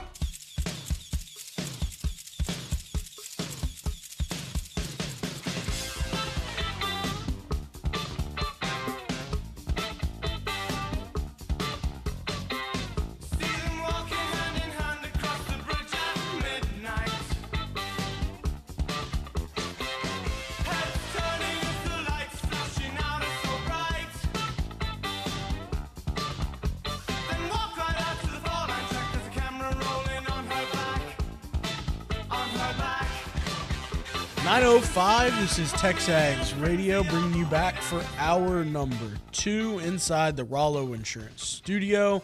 And through 11 holes, Texas Aggie golfer, TexAgs Radio's own Sam Bennett is tied for 13th at even par at the U.S. Open at the Country Club in Brookline, Mass. The leader right now, also through 11, Matthew Naismith at 3 under, Colin Morikawa at 3 under through 9. And then you got Rory McIlroy is probably the next biggest name up there. He is 2 under through 9. Pretty impressive start. Right now, though, let's go out to the BCSI hotline. And one Billy Lucci joins us. Luch, good morning. Dalton, what's up, buddy? I was worried about you. I was about to reach out, and then I saw that you sent me some Instagram reels. So thank you for some between segment entertainment from you. Oh, whatever it takes, Dalton. I'm over here watching reels, eating my breakfast, listening to you and McGee, ready to roll. There you go. Luch, it's Omaha. It's here. I know you're excited to be going up there. One thing I was curious about, we hadn't talked about, did you go in 2017, or is this going to be the first time you've gone since 2011? Dalton, you know, I don't like putting my business out there. Next thing you know, you'll have a thread of people complaining, Lucci didn't go to Omaha in 2017. Never mind the fact we sent like 4 people. No, I didn't go in 2017. I went, the last time I went was the year before the Aggies joined the SEC. That Waka, Stripling and company team. In 2017, I was going to go, had they won a game. I really thought that team would. No, it wasn't 17. I thought they would, but I was hoping that team would because just the way the schedule laid out, I was going to have to wait. But, they surprised to get there, and then were out pretty quickly. Who was that? Oh, actually, yeah. Ironically enough, that was at the hands of Louisville and TCU. That is correct. I know you were thinking TCU, but they also – it was Louisville. So the 2 teams they beat to get there this year took them out in Omaha the last time they went. So if this is a little revenge tour, Dalton, then why don't they just go ahead and get revenge on everybody and just go win a bunch of games over there? I mean, I'm all for it. Sounds good to me. I'm all for it sitting here. I want revenge for 77-0, revenge for all the Longhorn jackasses in that fan base. I mean, there's a million different revenges you could do there. I could do Notre Dame. Revenge for 2020 football, college football playoff, right? Revenge for the playoff. You could go get what's on the other side of the bracket. We got Ole Miss. Get a little revenge for Lane Kiffin running his mouth. You could go over to Auburn, get a little revenge for the horse collar. Stanford, is there a revenge? I don't know. A&M beat them to win the national title. I know if they beat Notre Dame, was it Notre Dame first or second? But they beat Stanford in that Final Four. Greg Shorp and Jeff Granger connected. And Terry Venetoulias, I think, with a game-winning field goal there to beat Stanford in the Pigskin Classic way back there. RC versus Bill Walsh. I don't know how much revenge there really is for Stanford. I might be missing something here, but Arkansas would be recent revenge. Arkansas, you can get revenge for. There's not much in football, so you have to get get a little revenge for Pittman, or way back in the day in the 80s when the Hogs spoiled A&M's national title bid or potential title run. So, yeah, there's plenty on the revenge tour in that thing. And maybe, look, Dalton, maybe they get revenge on everybody, but they have no reason for revenge on Stanford. They lose in the final in 3 games. Well, how's that sound to you? I think you're turning hypotheticals back on someone there. Yeah. No, but I'm seriously thinking about like, why can't? I know why they can't. We know why they can't win it. It doesn't mean they can't, but I'm saying if they don't win it, we know the reasons. We could sit here and go, well, OU's got a great lefty starter going tomorrow, and Texas and that lineup. My gosh, they're it's one of the few lineups that you look at, and that probably is more daunting than A&M's, just up and down, and they're red hot. You look at, Arkansas is really good, but go to the reasons why A&M can win it. There's as good a team as anybody in it. On a 1 to 10 scale, whatever A&M is, and I know, like, you could say, well, they don't feel great. Well, their starting pitching suspect. That's fine. We've played how many games now? 60 plus. We've played 60 plus games. Texas A&M 6-4 against this field, Dalton. There are teams in this field, one of them that are combined 1-0 in Stanford and Notre Dame, I think. A&M 6-4. Arkansas is the next best, I think, at 5-5, and Texas, who a lot of people are picking to win it, they're 2-3 in half the number of games against this field that A&M's played. So, or maybe 3-3. I don't remember if they played Ole Miss in that. I think they were 2-3. I saw that thing that Bronny posted. I think they are. I think 2-2 against OU, and 0-1 obviously against A&M. Point is, and the Aggies are 6-4. That's a 10-game body of work. That's more than as many as anyone's played in the field. They are as hot. Look, Schloss said it. You're either really good, really hot, or both. Texas A&M is one of those teams that's both. They're one of the hottest teams in the country right now, or over the last several weeks. They had a very difficult draw in the postseason and went 5-0. They believe they've got that magic about them. You saw it against Louisville. You saw it against TCU. You've seen it in plenty of SEC series. I'm thinking about, South Carolina and Arkansas in a couple of those games. So, and they're not scared of anyone. And they're as well coached as any team in the sport right now with Jim Schlossnagle and his staff. So tell me again why they can't win. And, oh, by the way, the team that everyone thought was the best team college baseball seen in years was in their bracket, potentially awaiting, a game 2 to keep them out of advance into that, catbird seat. You had Tennessee just kind of standing there looming. Well, they're gone too. Now, everybody benefits from Notre Dame doing that, but it's just another reason why you look at this and you say,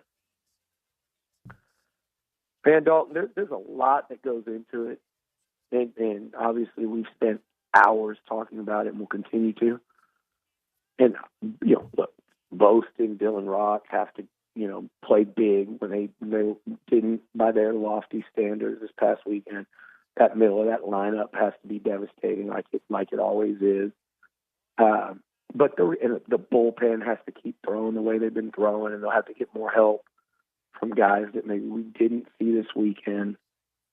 But the reality is, it's as simple, Dalton. It is as simple as A&M is quality, a couple of quality starts, like stud starts. I don't mean they have to go 8 innings and 2 earned runs and 8 innings, but stud starts, like 6 or 7 innings, a couple runs allowed. They're 1 or 2 of those away. Let's just call it what it is, because we're talking about winning a championship. They got to get a couple of big-time starts, and if they do, I think this team has an excellent chance to come out of that bracket. They really do. I mean, so does Texas. You know, you look at it, and OU's white hot. But A&M, if Dallas and Detmer, between them, you know, can get, you know, can be pitching as well as they can pitch. Okay, that's all they have to do. I'm not saying they have to go out there and be Asa Lacy or Michael Walker, or I'll go way back and say Jeff Granger or whatever. I mean, they don't have to be that. But if they can be the best version of themselves over the next week, and really, Dalton, more than anything else, I'll say this: in the next 2 games, I think Texas A&M has a chance to win a national title. You know, you phrase it as, why can't they do it? I'll say this: they can do it because they've proven us wrong, at least me, at every step of the way. We kept saying, well, yeah, it's the line I know at one point was it's not sustainable, or they're not doing this well. Guess what? None of that has seemed to matter when it matters most. They just find a way to win games, and I think that's why this team is so much fun to watch, is because no matter the situation, they're never really out of it, no matter what's going on. No, they're not at all. Not at all.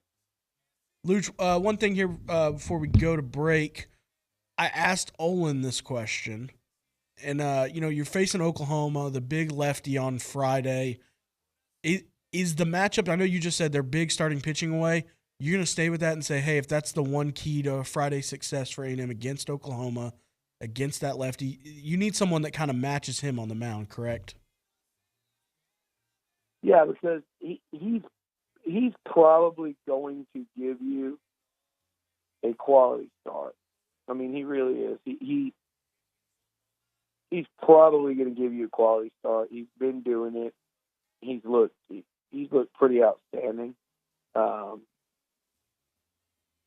mean, especially of late, I think he's. I mean, you watch him coach, and he's 6'6", and it's just he's tough. I don't think he's. I mean, he can go out and have a terrific game, but he's just a guy that I think they know when they send him out there, he's going to give them a quality start, and he's going to be tough.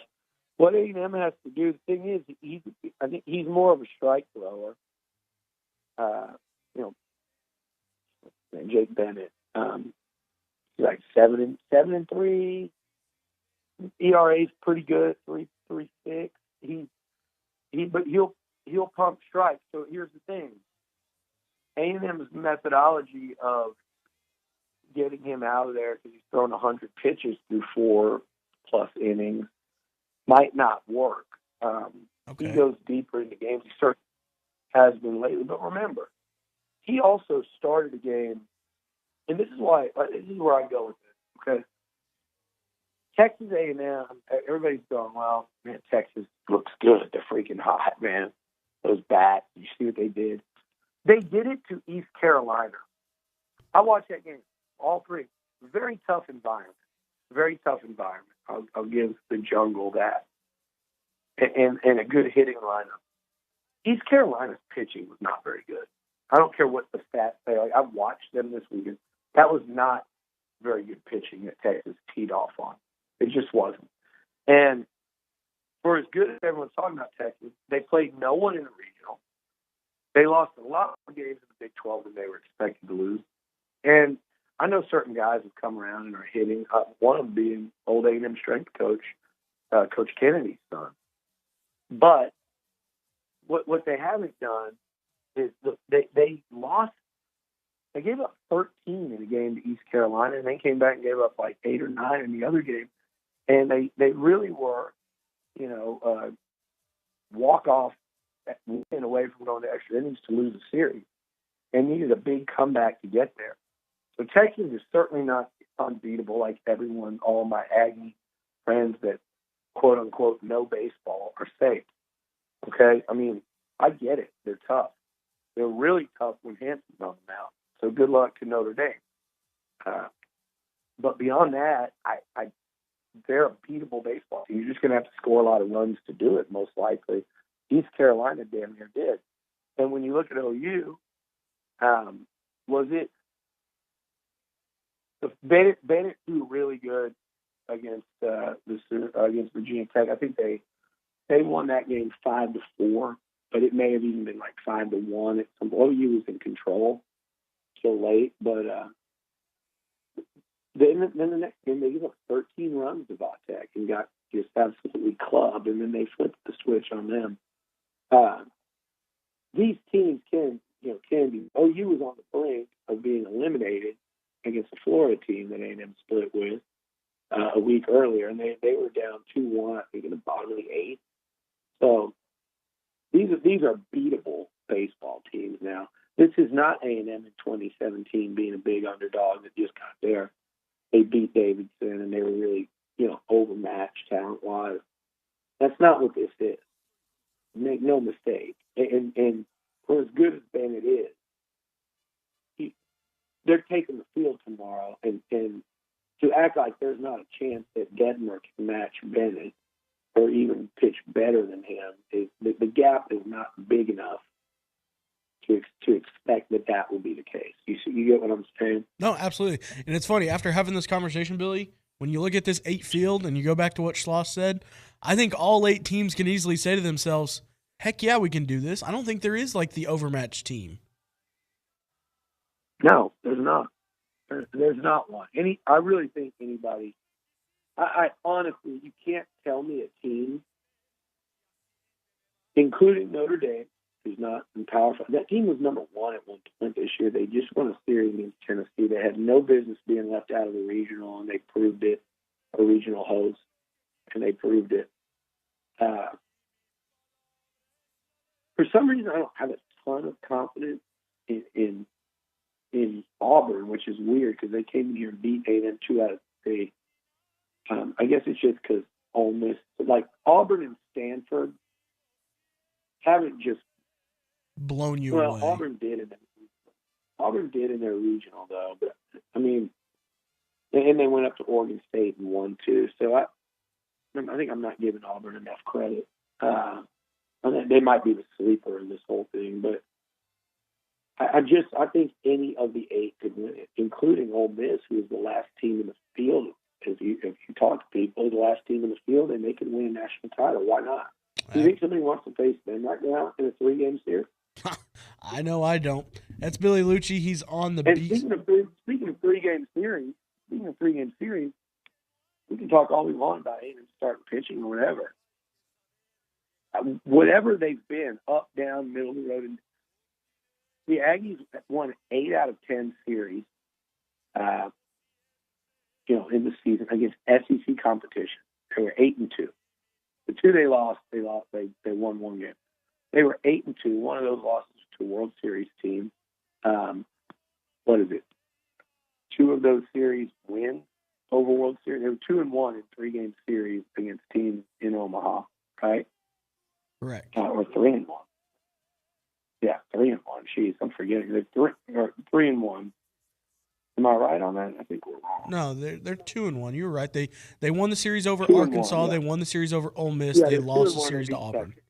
They beat Texas heads up. They won 8 out of 10 series. They went out to the SEC tournament, and essentially, like, if it's the pitching laid out, they won a series. They beat Florida and Alabama, a regional host and a team that kind of got snubbed. So if that would have been a series, quote unquote, they went 2-1 there. And then in their regional, they went 3-0 against 2 quality teams to get there. And then this past weekend, they won a series in 2 games, and if they'd had to play, they'd had a chance to go out and sweep Louisville. So, I mean, and I'm telling you, whatever metric you want to put to Texas A&M, I can tell you they should be talked about, I think, a little more as a team that could win the whole damn thing.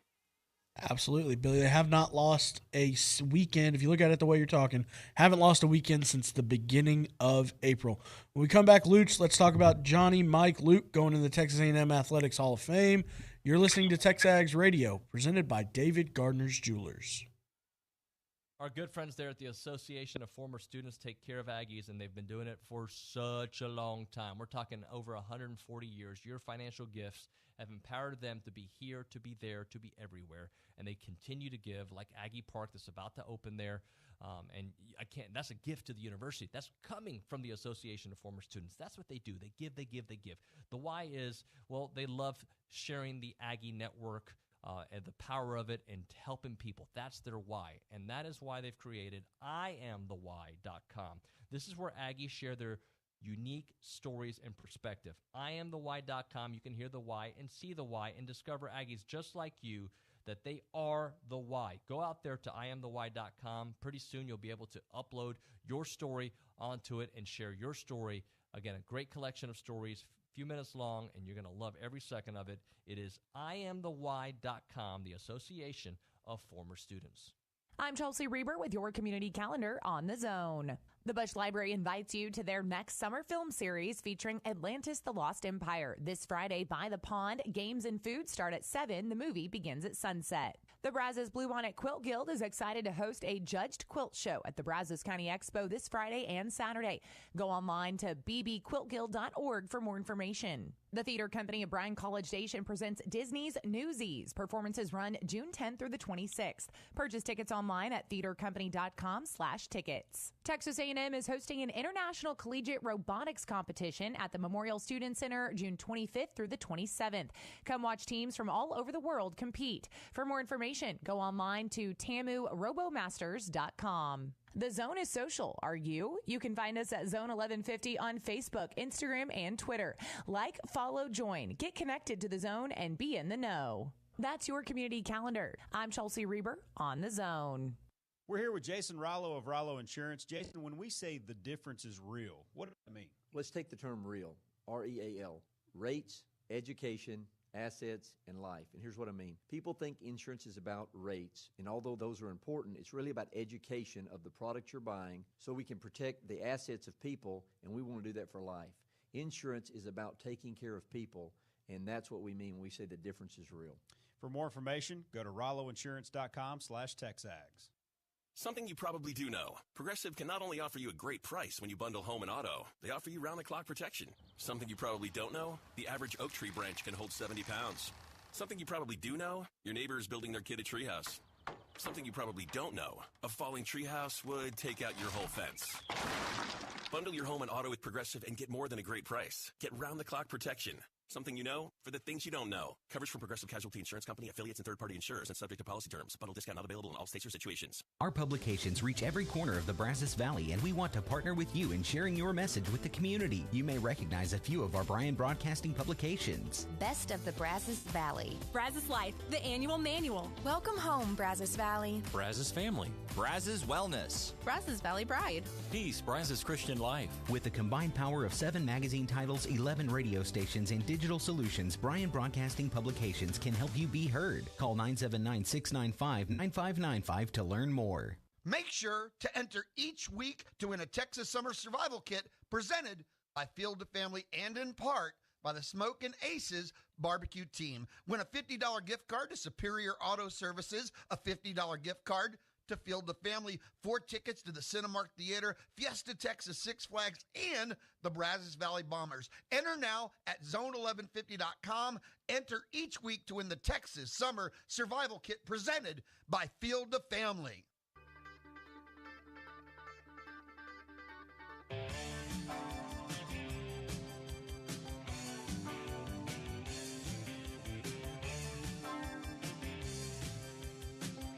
TexAgs Radio, presented by David Gardner's Jewelers. I'm Dalton Hughes, in today for David Nuno, as he enjoys a little vacation this week.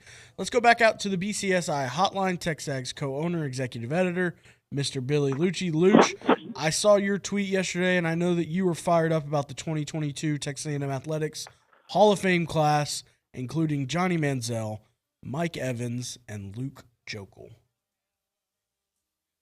Yeah, I mean, and Jokel doesn't get talked about enough. The guy's so quiet. You know, he's up there just making money and working hard up in Dallas. And I know some guys that know him professionally and love him just like we all did here. when he's playing. One of the low-key funniest dudes that's come through. I mean, he's got the kind of sense of humor I appreciate, Dalton, where he just doesn't have to act like a clown, and he's funny as hell. Like, it's just low-key.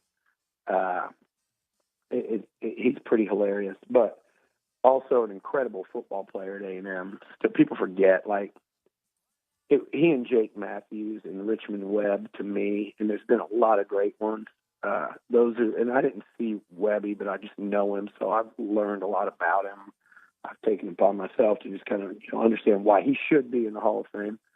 But that's probably the three best that have come through here up front. I mean, and maybe, yeah, I think so. And there's a lot of really good ones, but those guys,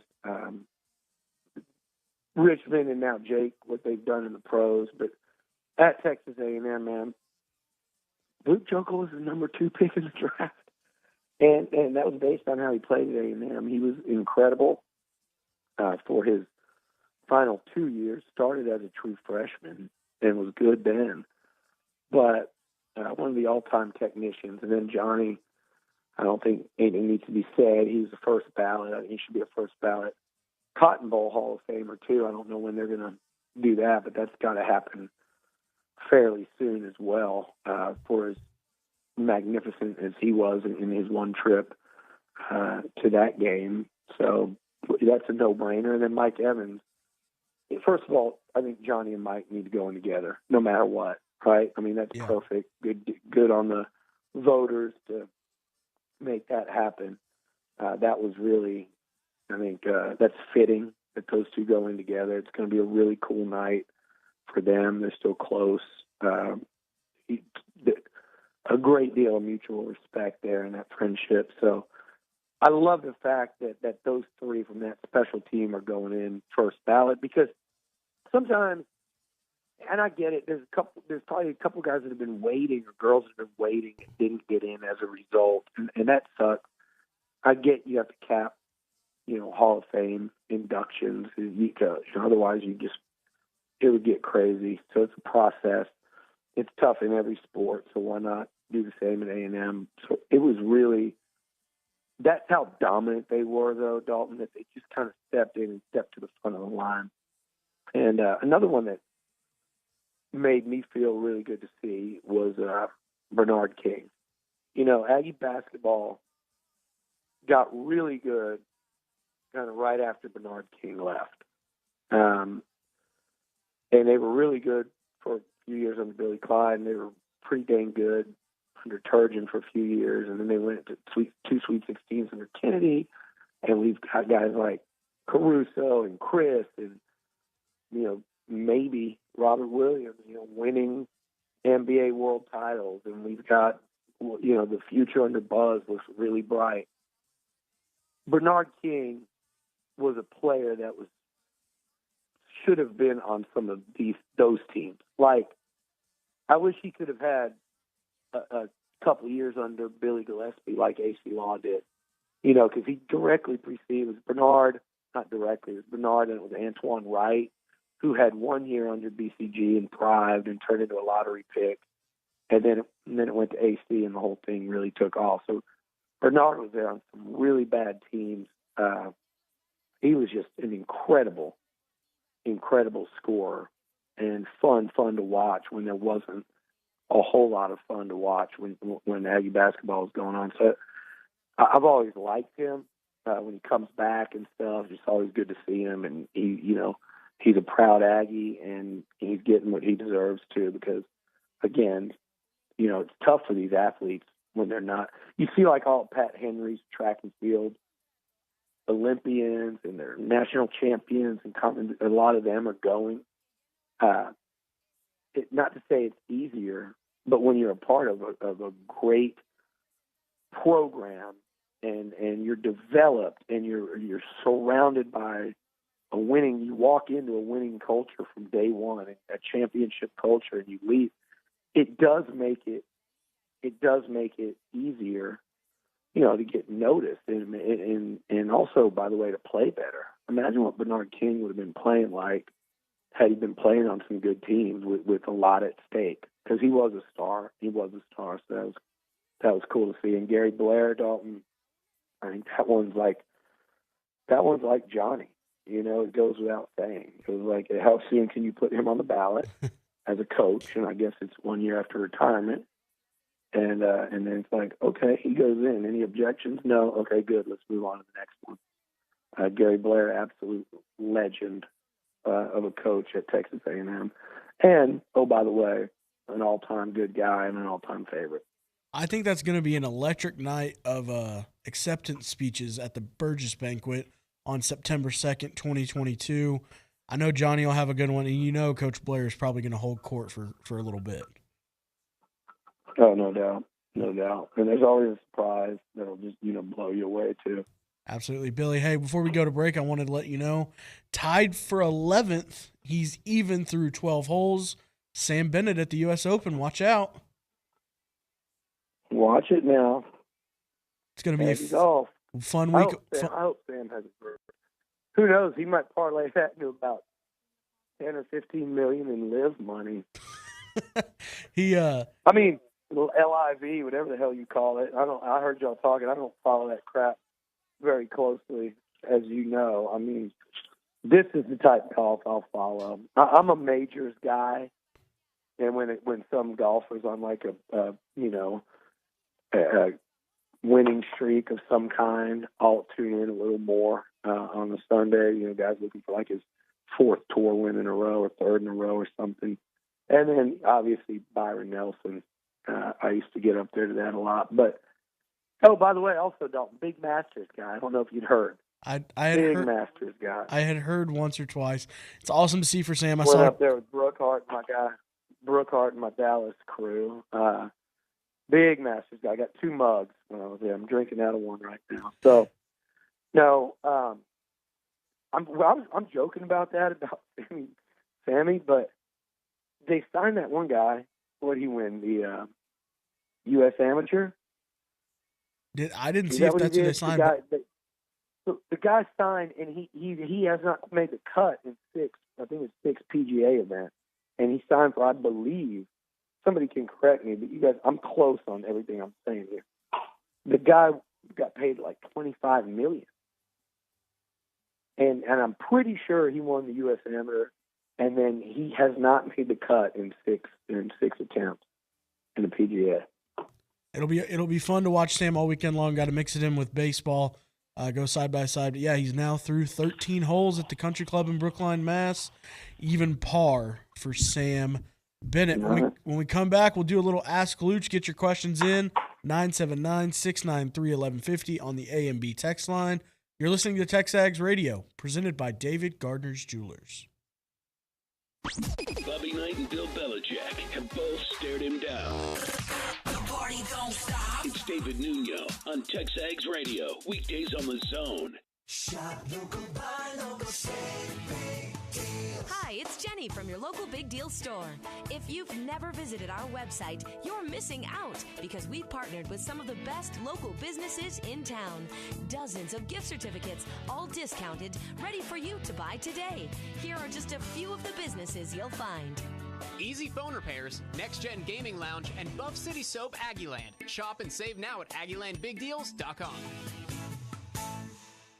Circle B Overhead Door would like to salute everyone who is serving our great country. To the men and women who have helped to uphold and strengthen all that is guaranteed to us through the Constitution. Our thoughts and prayers are with you as you defend our freedom. This message is from the crew at Circle B Overhead Door, serving the Brazos Valley for all your overhead garage door needs. New installations and repairs. Circle B Overhead Door, thanking our military this 4th of July season. Family-owned Dixie Tire Company is your authorized Mastercraft and Cooper tire dealer. Need tires for your car, truck, tractor, trailer, lawnmower, or even your wheelbarrow? Dixie Tire Company has them. Need a certain brand of custom wheels or auto accessories or truck lift kits? Need a flat repair, tire and wheel rotation, or tire pressure sensor repair to replace? Dixie Tire can help. Serving the BCS for over 30 years at 301 West William J. Bryan Parkway, across from the fire station. Open Monday through Fridays until 6 and Saturdays till 1. Call them at 775 Tire. There is a weekend in July where the baseball world revolves around a village in upstate New York. Baseball Hall of Fame induction weekend in Cooperstown is an unforgettable experience full of family-friendly activities and priceless moments. Make your plans today for July 22nd through 25th for the induction of Bud Fowler, Gil Hodges, Jim Cott, Minnie Minoso, Tony Oliva, Buck O'Neill, and David Ortiz as the class of 2022. Visit baseballhall.org today for the biggest names in sports are on ESPN Radio. Nolan Ryan, Hall of Fame pitcher. To speed the game up, I said I'd do away with batting gloves. Willie Mays and Henry Aaron, they never wore batting gloves. John Hammond, the general manager of the Orlando Magic. From the beginning, something seemed different about Giannis. It looked like he was somewhat possessed to be great from the very, very beginning. Lions rookie Aiden Hutchinson. Falling to number 2 when I was supposed to go number 1. So many stars on the line, and I just feel like it's the perfect storm. The Jet, Jason Terry, a man who won an NBA championship. Luka Doncic has a very similar skill set that J. Kidd did. The IQ, the ability to see, just playing PlayStation, man. He sees the game before it even happens. Anthony Munoz, Hall of Fame, former Cincinnati Bengal. I watched the game and I said, man, these guys shouldn't talk as much. Maybe just be a little more humble. And then I watched highlights from our 88 season. Those guys are talking the same way that they're talking today. ESPN Radio, weeknights and weekends on Sports Radio 1150 AM and 93.7 FM. The Zone.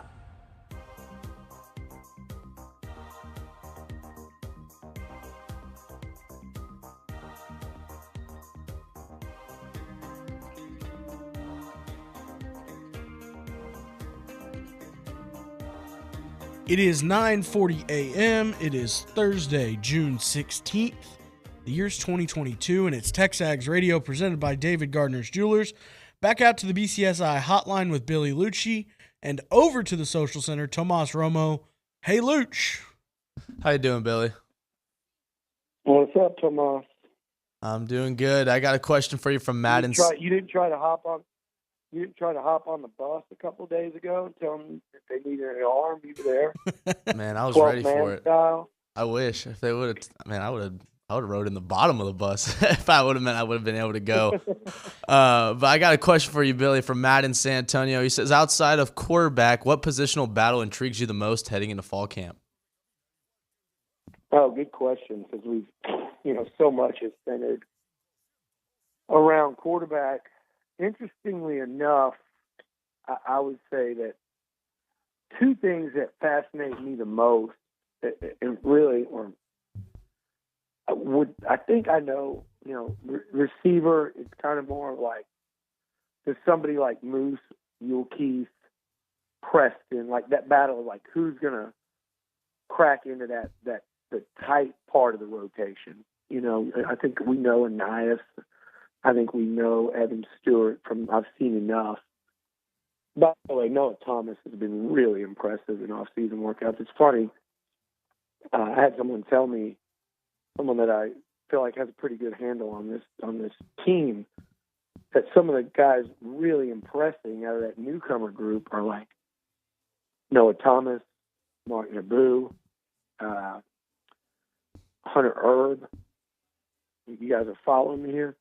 Theo Melon-Ostrom. You following me? Martrell Harris. When the bottom of your class per ranking are getting talked about like that in the early going for how impressive they are athletically, physically, that means your number one class might be even better than some people think. So, but the battle, for me, the position battles, the D-line and how it all shakes out, the secondary, there's so many pieces and so much young talent. How does DJ Durkin sort all that out, and how does it move? But if you're talking about one specific position that I'm particularly interested in, it's actually going to be offensive guard, that left guard spot. Because, look, with Bryce Foster, Ruben Fothery, Layden Robinson, and Trey Zoon really look good in the spring. I think he's going to be your left tackle. I mentioned Herb and Naboo and how impressive they are. Cam Dewberry looks exactly like what you expected. He's a stud. Those guys could all factor in there. It'll be tough for a true freshman. We know that, but we saw it with Kenyon Green. We saw it with Foster and Fothery. That's all just under Jimbo. We've seen true freshman starters, 3 in the last 3 years or so. But when I look at that position, I mentioned the 3 true freshmen there. Then you've got, I think, the real contenders. Aggie. Akinola started 4 games last year as a redshirt freshman. He'll factor in big time. Unfortunately, missed the spring. I think that was a setback for him. And while he was out, Jordan Moko really impressed. Blake Traynor played a lot of football last year. So there are a bunch of options there to round out what I think could, under Steve Dazio, be a really damn good, physical, nasty offensive line if they can get that right pick. But you think about some of the guys I mentioned, and either A, how highly recruited and regarded they were, or B, how talented they are. In some ways, a combination of both. But when you look at those guys, you go, gosh, that is a hell of a tough group. Somebody's going to start. If they make the right pick, and you got to think the best out of that half dozen or so guys I mentioned is going to be really good. Tomas, next question. Next question for you, Billy. This is from Jason Malam on Twitter. Has there been any update with the quarterback battle or anything that you found out in these first couple of weeks? No. I mean, guys, it's not a bad question, but I'm just going to try to cut it off pass here. I'm going to do a midsummer update here right after Omaha. Maybe work on it heading up there and back, but it's not going to be so-and-so has made huge strides in the quarterback battle. So unless somebody's just completely slacking and skipping these team-led events, we know what they do in the off-season. We know Haynes King is one of your top performers. You know Max Johnson does surprisingly well athletically compared to what he was billed to be. And you know they've both become real leaders, in terms of, leading by example and vocally. And you know what kind of an athlete Connor Wigman is. So when they're throwing voluntarily, quarterbacks, DBs, you know how Max Johnson throws. I think that might be the setting where he could be best. But Connor Wigman has had everybody buzzing since he got here. I don't expect that to change. He'll probably have his plenty of days where he lights it up. And then Haynes King, I'm telling you, people don't realize that he's just gotten better and better as a passer. I saw him the other day out there. He's really starting to fill out. But as far as one of them taking a step towards winning the quarterback battle, I just don't see that happening during voluntary off-season team 7-on-7 work, because I think the two veterans know exactly how it goes. They've been there, done it a million times. It will be very hard to separate one from another in that type of setting. It's going to happen in August. Billy, another one from Twitter, this one from Trevor Garza. What are your thoughts on changing the fan base's mindset from we're just happy to be here to we're going to win the whole damn thing? Admittedly, I used to be the former, but this team has my maroon blood pumping, talking about the Aggies in Omaha.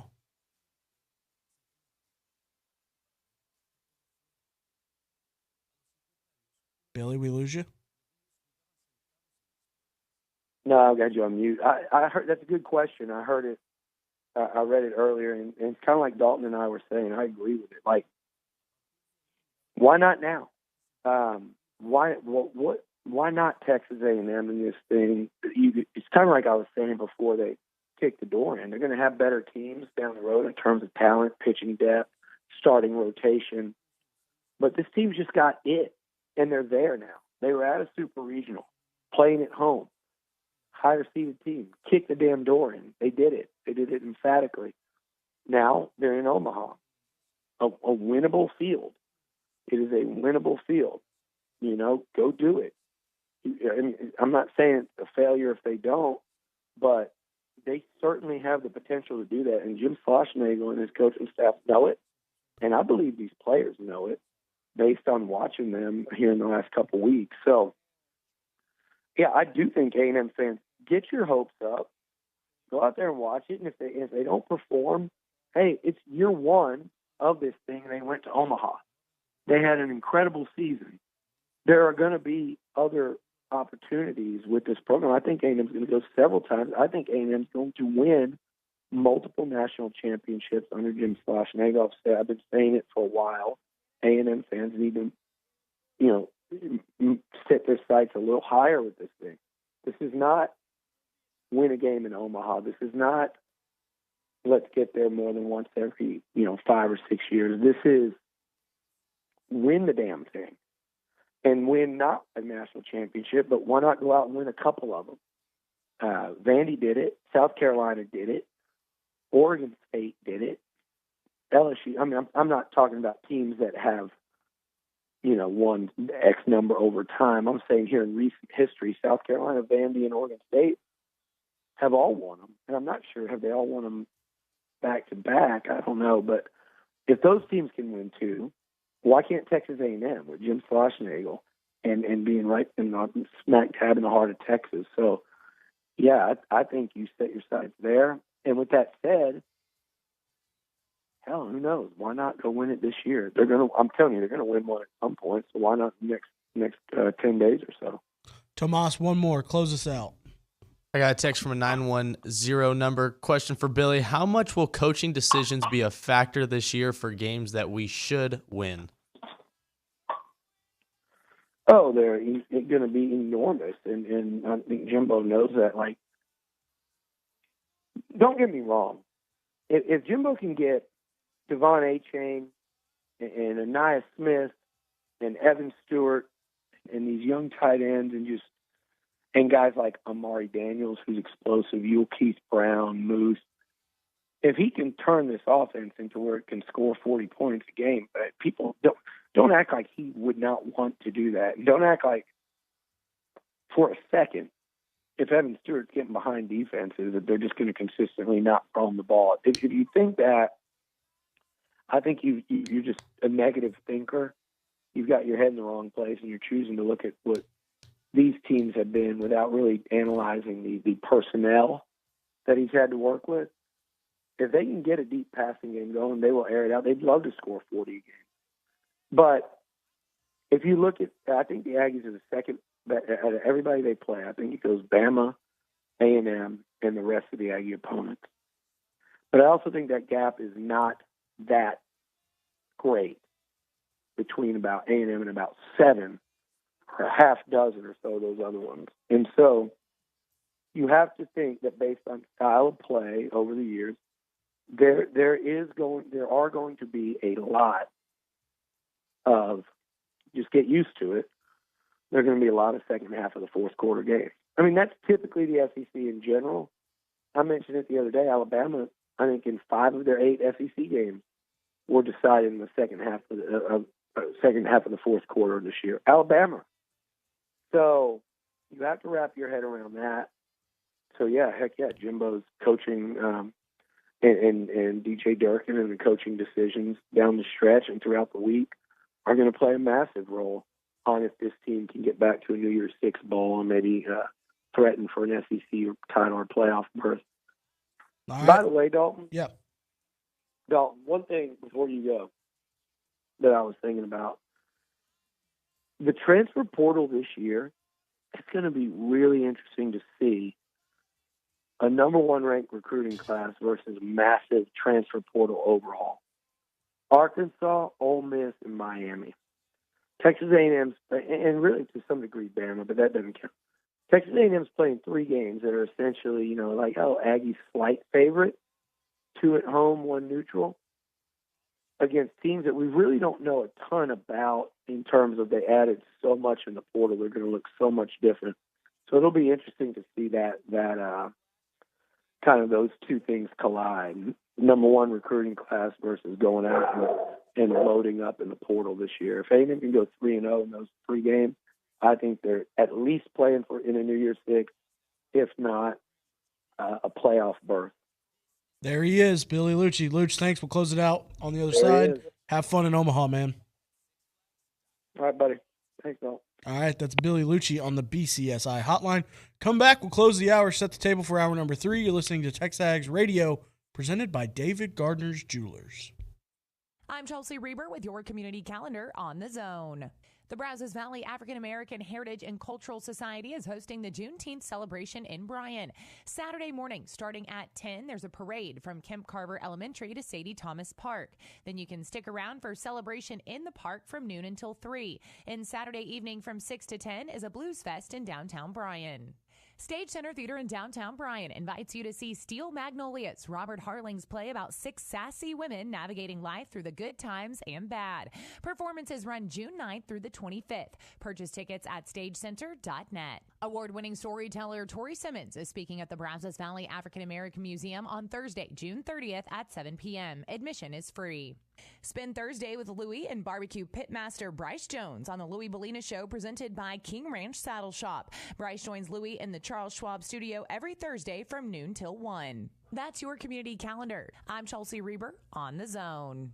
Howdy, this is Brad Beard with Intercon. You would not buy a car, boat, or major appliance if the warranty only covered material, leaving you to pay labor, freight, and other charges. So don't make the same mistake when making a window or glass purchase. With many players in the window industry, limited warranties are truly limited. At Intercon, the warranties we provide cover 100% of the cost to get the product performing as it should. The labor and freight charges on other vendors' warranties can add up to hundreds, even thousands of dollars. Ask questions about other warranties offered. What costs are not covered? Are they transferable? What happens if a vendor goes out of business? Intercon does not represent any fly-by-night manufacturers who change their name and product line continually. We have long-standing relationships with our vendors and offer the best warranties in the business. Years down the road, Intercon will still be in the Brazos Valley, making sure the product we sold you lives up to expectations. Call Intercon and get the best product at the best price with the best service. When it comes to windows for your most valuable asset, trust your local friends and neighbors from Intercon. Call Brad Beard with Intercon at 823-3639. That's 823-3639 for Intercon today.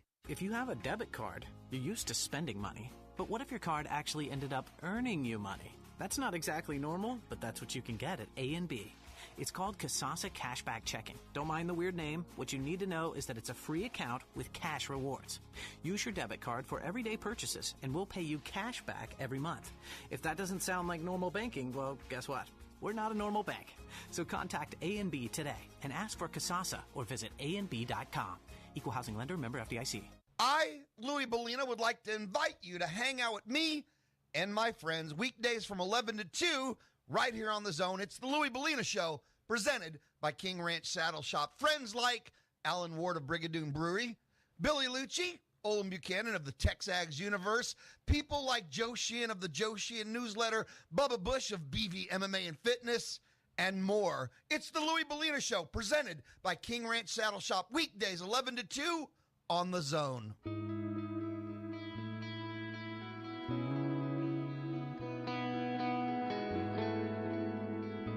All right, appreciate Luch for the time earlier this hour. As he's on his way to Omaha, we had to shift his normal Friday to a Thursday. So that's what we got going. Coming up next in hour number 3 at 10 o'clock, John Sheshik joins us, first baseman on the 1999 Texas A&M team that went to Omaha. And then at the bottom of the hour, everyone's favorite is the Fan Show in studio. All right, that'll do it for hour number 2. When we come back, lots more fun to do. You're listening to TexAgs Radio, presented by David Gardner's Jewelers.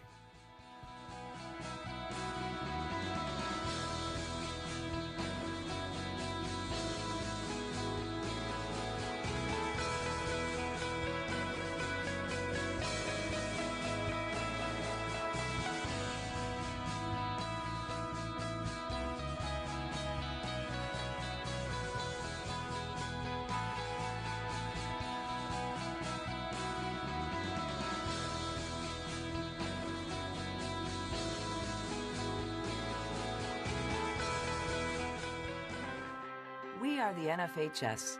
That stands for the National Federation of State High School Associations. But really, what we stand for, together with the UIL, are the 825,000 high school sports and performing arts students in Texas. And so we stand. We stand for the runners, debate team members, and basketball players.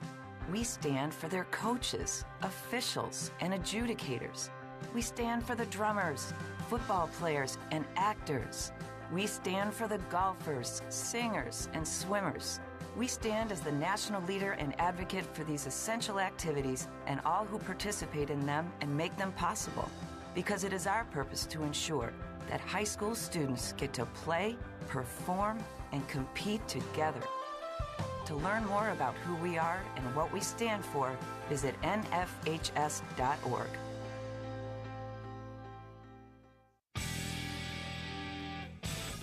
Like us on Facebook at Zone 1150. Follow us on Twitter at Zone 1150. Get connected now. Get connected now. With the Zone 1150 AM and 93.7 FM. This is KZNE College Station, Bryan.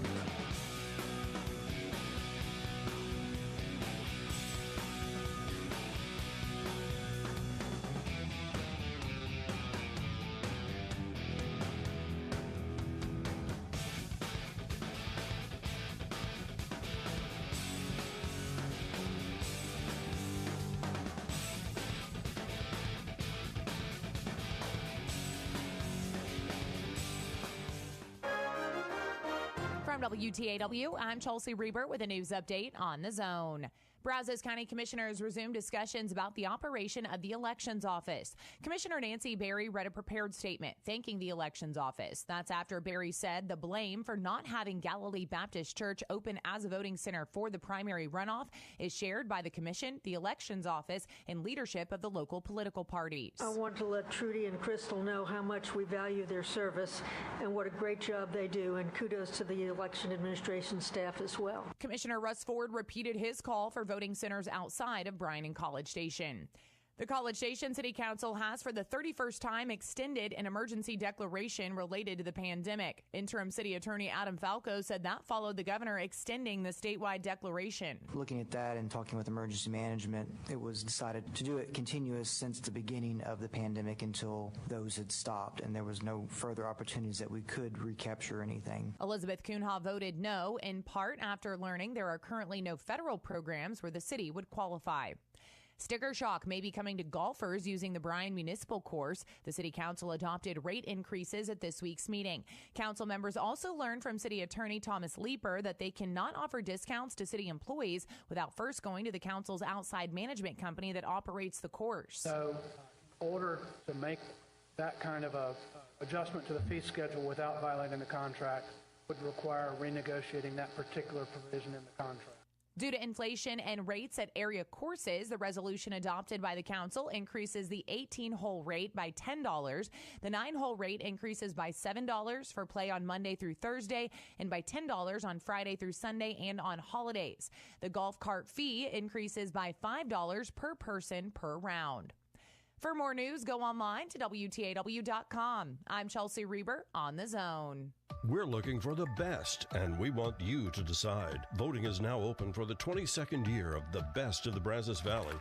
Tell us who you like best in dining, shopping, wellness, services, and everything that makes this the best place to live. Vote online now at bestofthebrazos.com. Thanks in part to our sponsors, Allen Academy, Big Shots Golf Aggieland, Mr. Hamburger, and Jack Winslow Body Shop. You get one vote, so make it count at bestofthebrazos.com. A half a ring of Cooper's world-famous regular or jalapeno sausage cooked to perfection cowboy style over mesquite coals, then paired with one of your favorite homemade Cooper sides, beans and barbecue sauce. That's what you get when you ask for Cooper's Old Time Pit Barbecue's Saw 'em Off Sausage Special, only $9.99. Experience the taste of locally Aggie-owned, nationally recognized Cooper's Old Time Pit Barbecue. Voted best barbecue in the Brazos Valley and proud supporter of Texas A&M athletics. Good morning, sports fans. I'm Zach Taylor with your Aggie Sports Minute on The Zone. The Sports Minute is brought to you by Hilco Metal Roofing and Supply. Call 936-825-0500 or click HilcoSupply.com. Texas A&M outfielder Dylan Rock has been named a third-team All-American by the National Collegiate Baseball Writers Association. The graduate transfer from UTSA leads the team in several offensive categories, including runs, home runs, stolen bases, slugging percentage, and on-base percentage. Now, Dylan and the guys kick off their run at the College World Series tomorrow, and they take on Oklahoma in Omaha.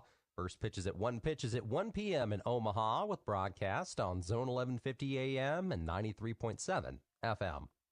The 2022 A&M Athletics Hall of Fame class has been announced. This year's group features 8 former athletes and coaches, including 2012 Heisman Trophy winner Johnny Manziel, wide receiver Mike Evans, and recently retired women's basketball coach Carrie Blair, former offensive lineman Luke Jokel, men's basketball player Bernard King, women's swimmer Trin Aljon, and baseball players Jack McGuire and Mike Scanlon ran out the list.